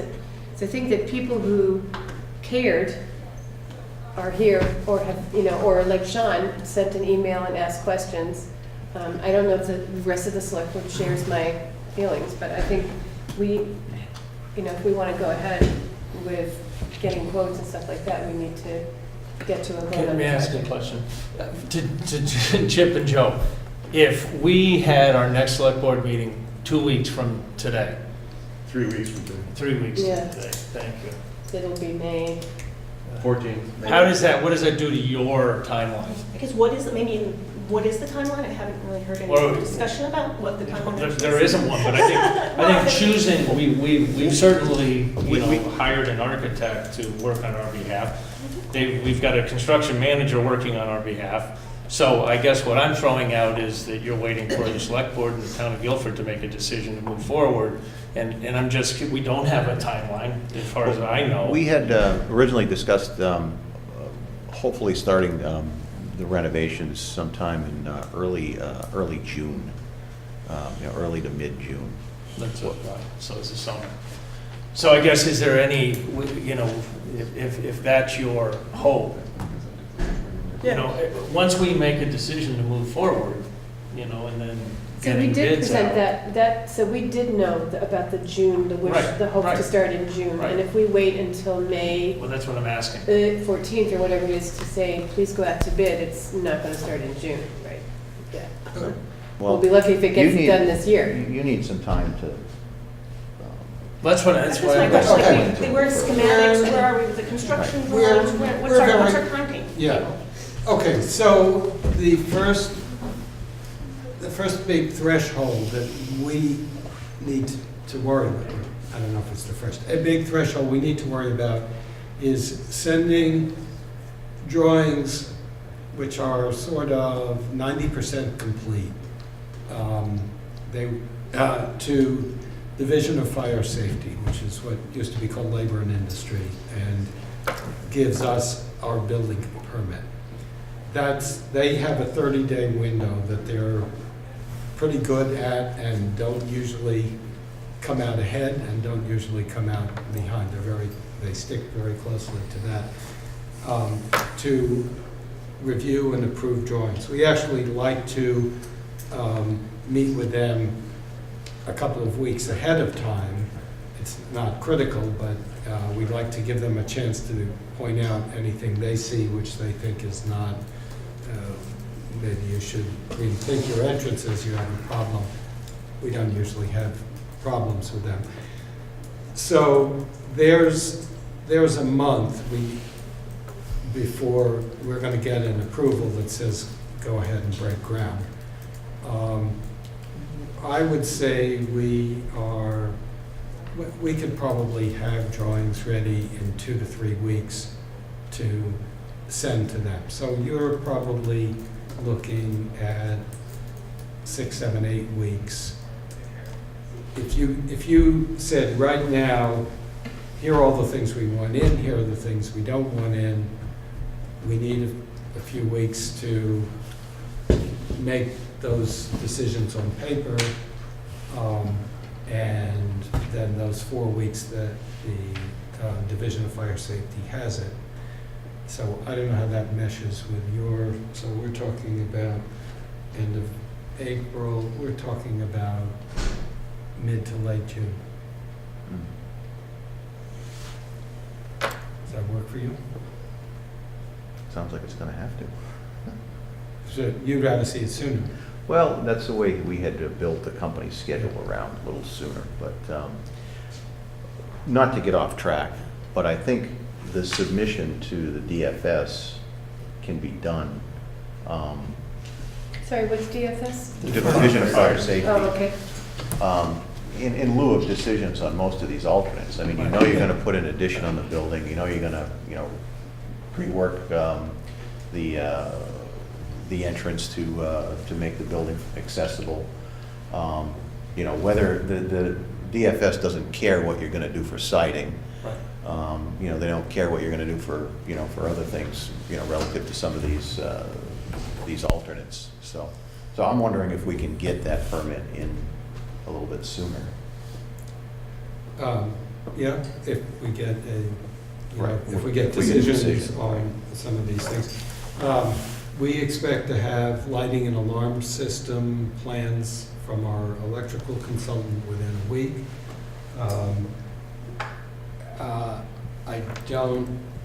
It seems there's still a lot of discussion going on with the proposed mechanical system and what you want to buy and what you don't want to buy.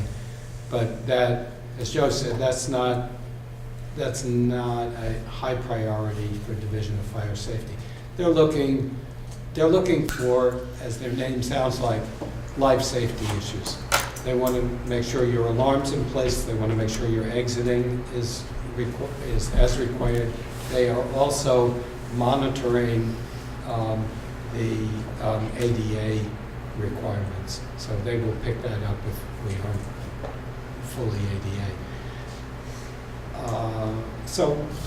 I would agree that we're, the last couple of nails knocked in, we're close to sending things out to them. One question, because we didn't really touch on it. And Joe, I'm assuming you wanted the building empty when, that's how you planned your construction time and budget, is that the building was empty, it's not being piecemealed? I mean, I guess I'm thinking about this for cost, and do we have a plan for what we're doing with our town employees and moving?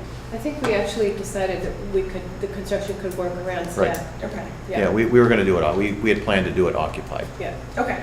So, Gabby, let me ask you a question. You, from time to time, you say we need to vote on the project. And we voted on the project when we voted to do an RFP and to do the construction management RFP. So I'm trying to figure out what you mean by vote on the project now when you say that. I'm not sure what you want to, what decision you're asking for here.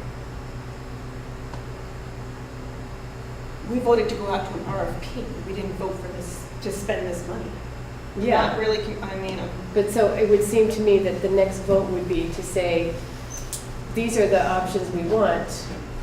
Well, I think we have to say, yes, but I think it's the base plan, we have to make a decision about here's the base prices and here's the offers. Yes. That's what we need to do. Yeah, that's what I was Let hoping me- to get to tonight.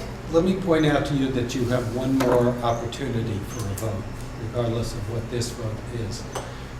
At the completion of the design and the completion of hiring the subcontractors, Joe will submit a guaranteed maximum price. That's part of the CM contract, construction management contract. At that point, he will say, having gone through all this, all the ballpark estimates and the educated guesses, we now have solid numbers, and we can tell you this project will cost this much. That's a time that you need to approve that guaranteed maximum price. That's also a time when sometimes alternates are put back in or taken out because you now see you have a little more money than you thought, or you have a little less. The project now, the GMP, the guaranteed maximum price is a little higher than you expected, so you might have to take out. The alternates are useful for that, and you can save them, keep them in your back pocket for that final decision. You have anything to add? No, that's actually a good description. So we, I'm just holding this up for the select board. We went through these town office renovations options a few weeks ago. Not last week, but maybe a month ago. And we came up with a base total, based on your figures, Joe, of $228,020. And that includes the contingency and the construction management fee. It does not include furnishings, which you said it did include. No, I talked about the furniture built-ins. items that Chip had described. Yeah. Basically I the. just looked through and I couldn't find them, but in the spreadsheet, but maybe. Oh, all right.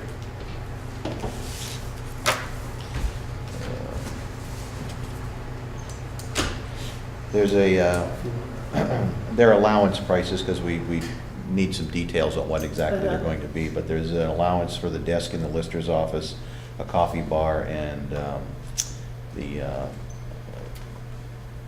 desk in the counter in the town clerk's office.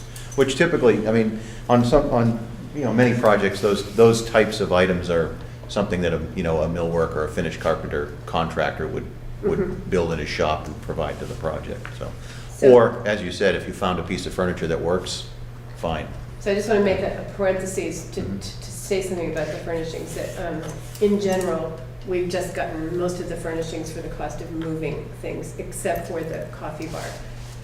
And with the possibility that we might need to adapt the town clerk's counter there. Mhm. So we're completely set on new to us furnishings for the office.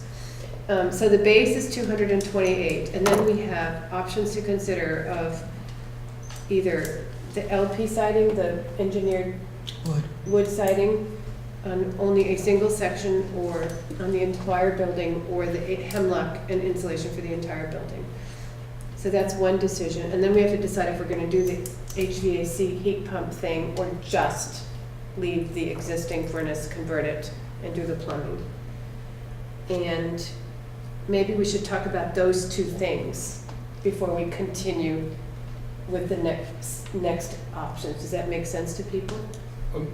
I would suggest to have a more informed discussion about the HVAC system, that you invite John Penny to your next select board meeting and make that decision with an expert instead of, Well, we've been trying to get information out of John for, about this system and what it would cost and what we would or would not need to do with the existing, quote, HVAC system.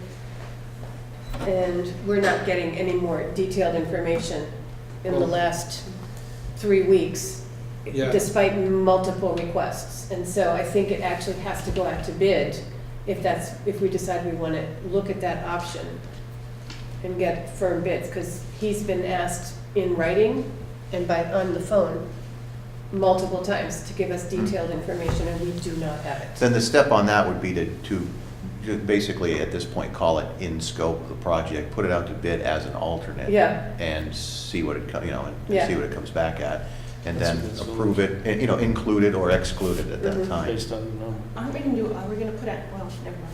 I mean, to me, I think the next step that makes sense is like a go, no go, with an expectation that it's gonna be in this price range. And then we'll get a GMP. Well, the reason, and I'm, John Penny's my consultant, and I apologize for his inaction.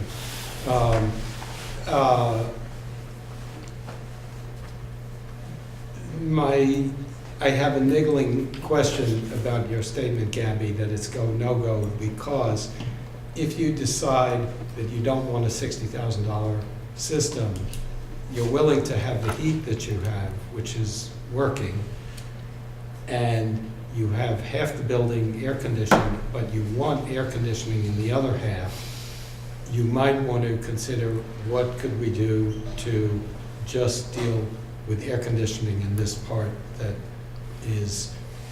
doesn't have it. So that's going to fall somewhere in between keeping the, repairing the boiler and putting in a whole new system. Maybe that ought to be able to be answered in writing. if you give me your questions, I'll get on John's case. I'll try to.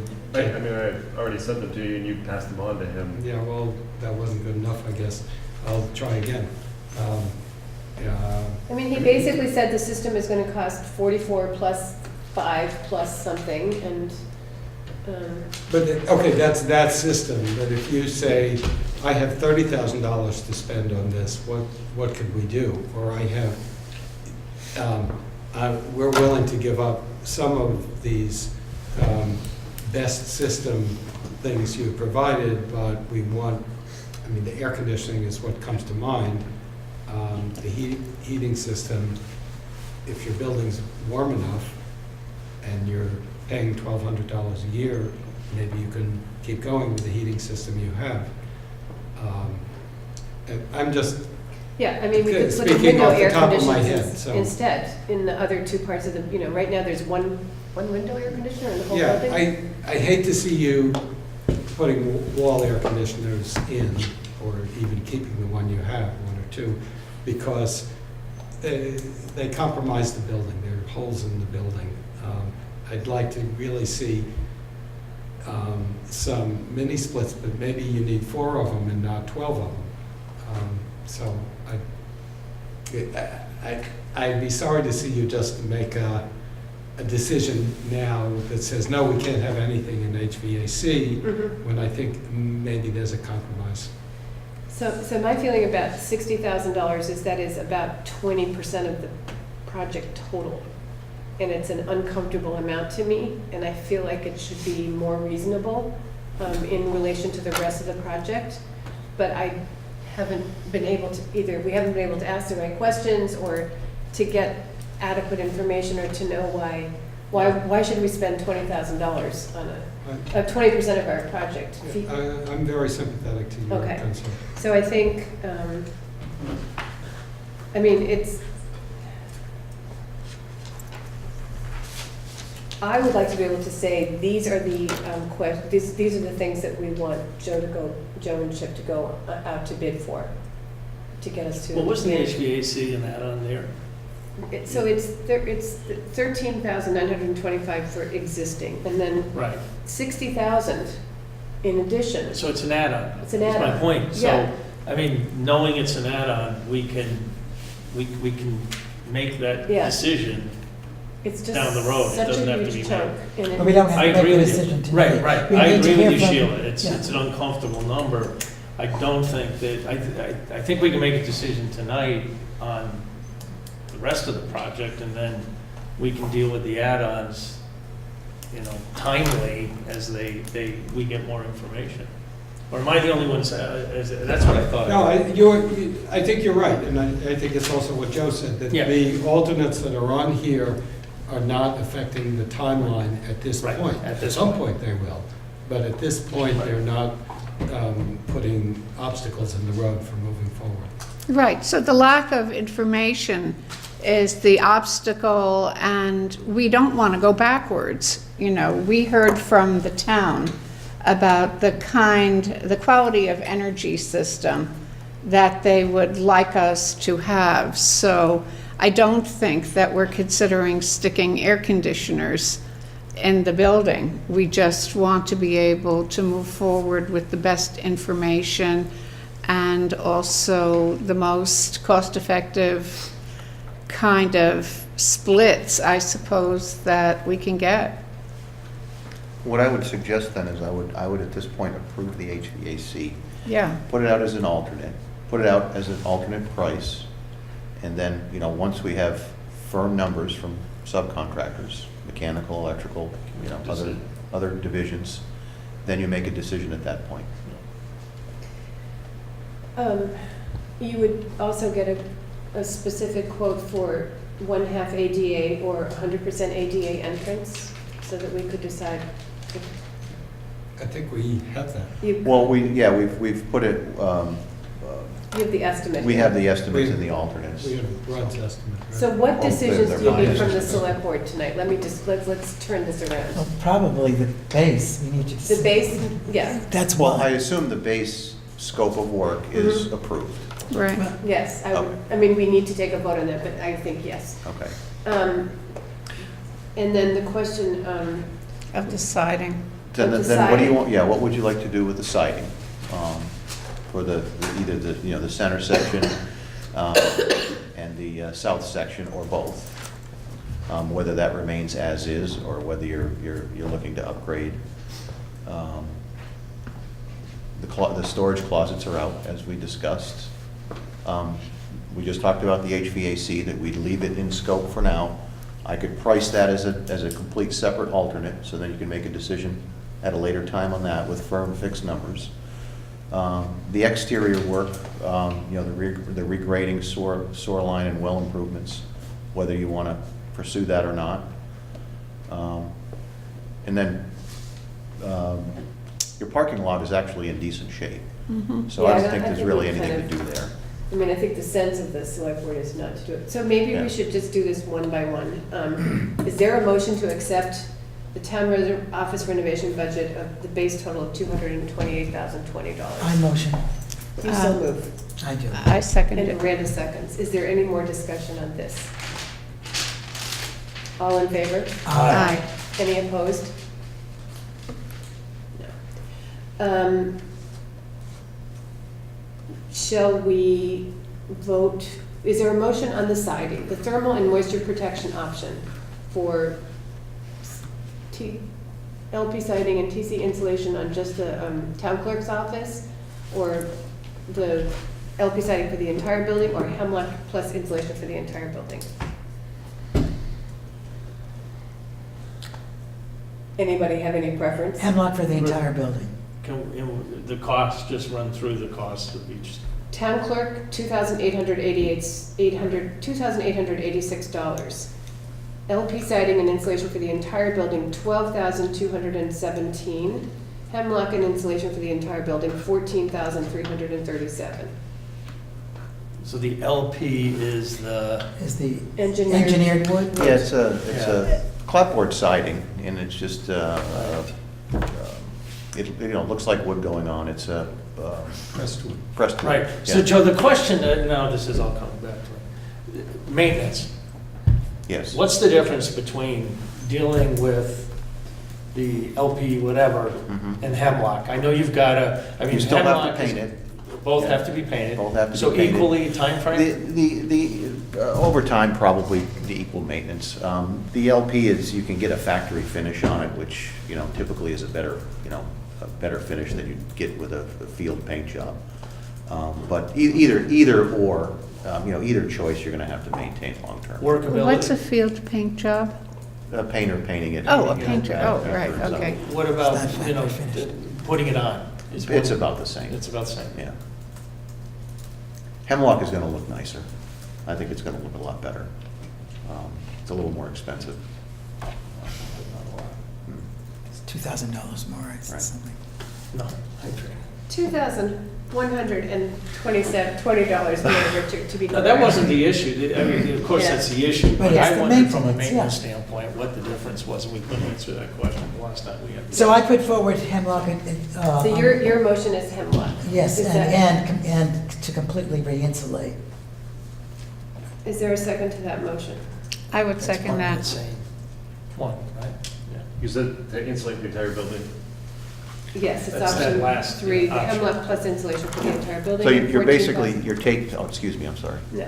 You're taking alternates 2 and alternate 4, right? I don't remember. what it Alternate was. 4 is the hemlock siding. Yeah. Right. Yeah. So, as a part of discussion, I'm just going to say that I will not vote for hemlock. I would vote for the engineered siding, the LP siding. And why? Because I think it'll last us longer and it won't take as much maintenance. Oh, is that what, I mean, Joe which- said it's the same. Yeah, just But you still have, you have to stain it in the X number of years, like 10 or 15 years, right? Restain it, which you don't have to do. for the- It's a painted, So, it yeah, so- would be most likely painted. Yeah, so we don't have to do that. but we would have We would have both of to. them. It comes, as Joe said, anytime you buy something from the factory that's been treated at the factory, it will last longer, but you're still gonna have to repaint it at some point. You're still going to have to recode it at some point. Or recoat it, this is a better word, I guess. What does recoded mean? Paint Re- it. Oh, First, you're going to A coat of paint. All right, the initial proposal is for the hemlock, sorry. Can we just, Alan, can you say your comment, because I think you said it, but you didn't. About Had a hemlock? concern I didn't about hear you. hemlock? Bugs like hemlock. Oh, that's not good. Think about the bugs too, not only the maintenance. You Do had you- bugs Thank you, down Alan. I there forgot about not too bugs. long ago. So can you comment on bugs and hemlock from your experience? I cannot.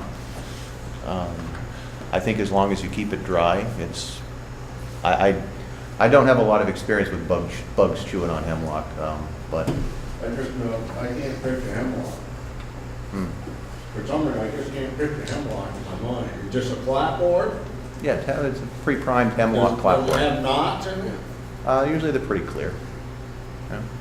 It's Alan, do an you, alternative to cedar, I which can't has picture gotten a very hemlock expensive. clapboard. No? Yeah, I but like last- cedar.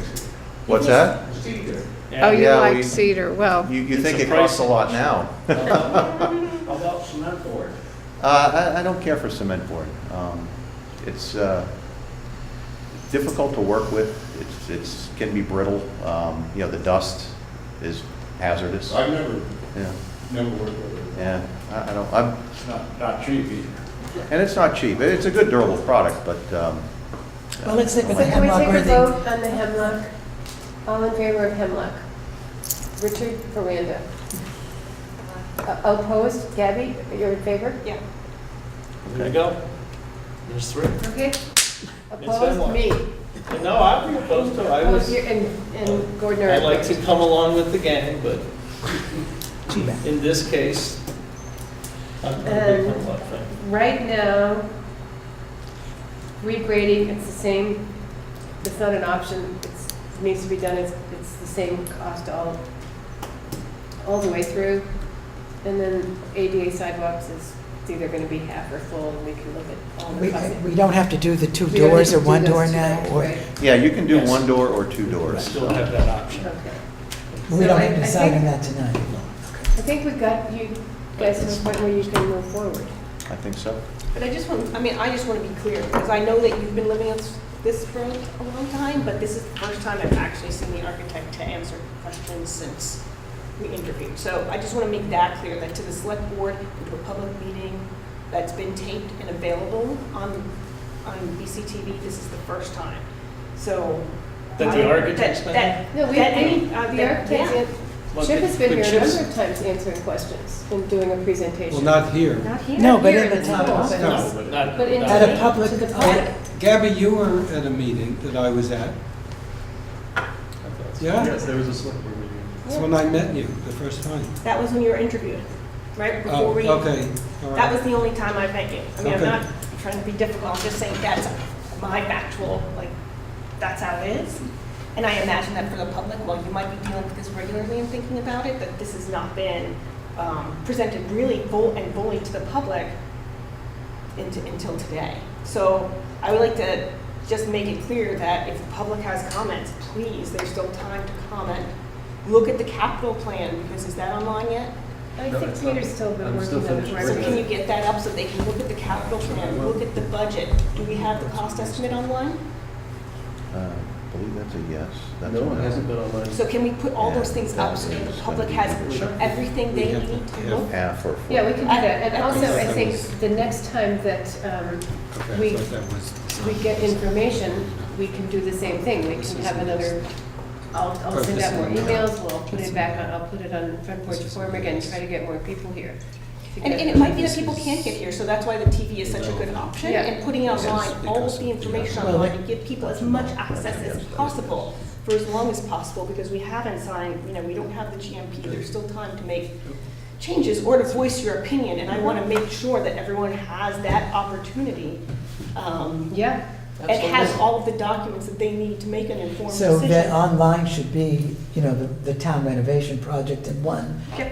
package that's- with all the documents and the history of what we've been through for the last couple of years. And just pull out the salient ones, right? Look at the capital plan, look at the cost estimate, put the floor plan and the elevations, the schematics on. And the sources and uses for the project. Exactly. And then, and maybe it would be good to put a timeline online too, so that people know what the expected timeline is. And I think what I can do also is put another thing on Front Porch Forum that says to everybody, please watch the TV. The program on TV. I think we could do as much as possible. Not everyone's on Front Porch Forum, and maybe people don't have access to the internet or online, and so they can, if there's a way to get the word around, and that they can stop by the town office and get the same information, so we can give every option possible. Great. Well, I think also that if there are local contractors who would be interested in bidding on the job, that might be an overture that we want to make. So Peter's going to send you a list of all the. There's a list of all the local businesses on our website that Peter will send you the link. Okay. What do you, Now, there are certain elements we're going to do with our own, just to be clear, with our own employees. And that was part of my original proposal.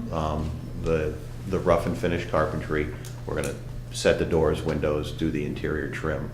I'd have to look if there's anything else, but everything else. We're mostly talking about the subcontractors, like the plumbing and. Exactly. Yeah. well, that Roofing, could plumbing, be, painting. that could be a sometimes there's a frame of a subcontractor. Right. But on a There job. were some stipulations, I remember. Yeah, and the thought was, is on a job this size, things tend to go a little smoother when we do certain things with our own people, that's all. Absolutely. If you want to do a little homework about these people and instead of just taking a name of someone you know lives there, but call them up and say, here's the project, come to the town office and look at the plans and see if you want to do it, it would save us, tracking them down. And Certainly. So, let's make sure they're interested in Get the able word to out. do it. Yeah. Great. We will look to do that. Thank you, everybody. The next item on the agenda is the warrants, and I think, Gabby, you've gone through them, haven't you? Yeah, I'll make the motion to pay the following payroll and warrants. Payroll for the week ending April 15, 2017, in the amount of $5,533. I suppose we can leave? I would like to, I just want to interrupt you to say thank you for this opportunity, and I hope we've answered your questions. We appreciate you both. Thank you both for coming. Yeah. If you think of another question, give us a call. Thank you. Thank you. Thanks for your patience. Payroll for the week ending April 22nd, 2017, in the amount of $5,709. 2018, your typos. 2018, thank you. In the amount of $5,791.99. Expense warrant 1820 in the amount of $33,514.50. And expense warrant 20FW in the amount of $58.50 for a grand total of payroll and warrants, $44,898.25. Majority being expenses for gravel, highway equipment repair, our payment to Wyndham Solid Waste Management District, and health insurance. Second. Thank you. All in favor? Aye. Aye. Any opposed? Any communications? I have one brief communication. I won't read it because it's only about 4 sentences long. The town received a thank you letter from HCRS, Healthcare and Rehabilitation Services, addressed specifically to the select board, but also later on in the letter to all town residents, sharing their great appreciation and gratitude for being voted back in for appropriations for the upcoming fiscal year, and how much it means to their overall budget. Great. Oh, and I had one, just Wyndham Regional Commission. I got contacted as a commissioner, but that they got a call from, I'm forgetting the woman's name, Alice Mays, about CC4G, saying that they're looking for grant monies for potential purchase of property. So I just want to put that on our radar in case we get a call about it, that that's what's going on, and that they contacted WRC. Okay. I don't understand that. CC4G contacted Alice Mays or Alice? Alice Mays contacted WRC Because CC. on behalf of CC4G. Oh. Is there something we're supposed to do about it, or? No, they just to notify, I think WRC just wanted to notify the town and saying, you know, if you're interested in grants, we just want to make sure the town is aware because you'll need their support. So I just want to put it on your Thank you. ears radar. Thank you, yeah. Motion to adjourn, No, Madam Do I- hold do I on a hear- second. I have one more. I wanted to say thank you to the Rec Commission because I was at the Conservation Commission meeting this last week. And what they are doing is they're starting to pull all the different groups together for different activities. And I think that's really exciting. And they're doing a really good job at making all the connections between Great. nonprofits and different commissions. So thank them for that. 'Cause I think that's really key for the town. And it's a lot of hard work. Yeah. And then I guess what also came up at the Conservation Commission was people are making plans about the fluvial erosion bylaw education and outreach. And so I was wondering if we have communication plans coming because other people are starting to, well, they're making their own plans on behalf, you know, and I was wondering do we have a communication plan, will it be presented, and how are we interacting with all the groups? Because I've heard several different groups now talk about their own plans. So that's good to know. And that ties into what I was going to announce, which is that Miranda and Michelle and I were going to get together to talk about communications in general. However, I just decided that we learned at the Town Officers Education Conference that any committees of a public body need to warn and put up agendas and stuff like that. And we were going to get together Wednesday morning, but we don't have time to warn it and put up an agenda, and we haven't even actually got an agenda. So I will work on it tomorrow in the truck going down to Cambridge to get furniture, and then we'll post it, and that will be part of it. You know, it's like, what is our communication plan for the can we start communicating, start creating a communication plan for the flood? Can I suggest we put the communications about the bylaw, the select board's communications about the bylaw plan on the agenda for next meeting? So I think that the select board should talk about that as a whole. I also think that it's been 2 months. The next meeting will be 2 months since we decided to postpone the vote. So I think, you know, it's getting to the point where it's becoming time sensitive. I don't want to sit on it any longer. Okay, great. Richard, you had a motion? I did, yes. I have motion that we adjourn this meeting. Gordon seconded. All in favor? Aye.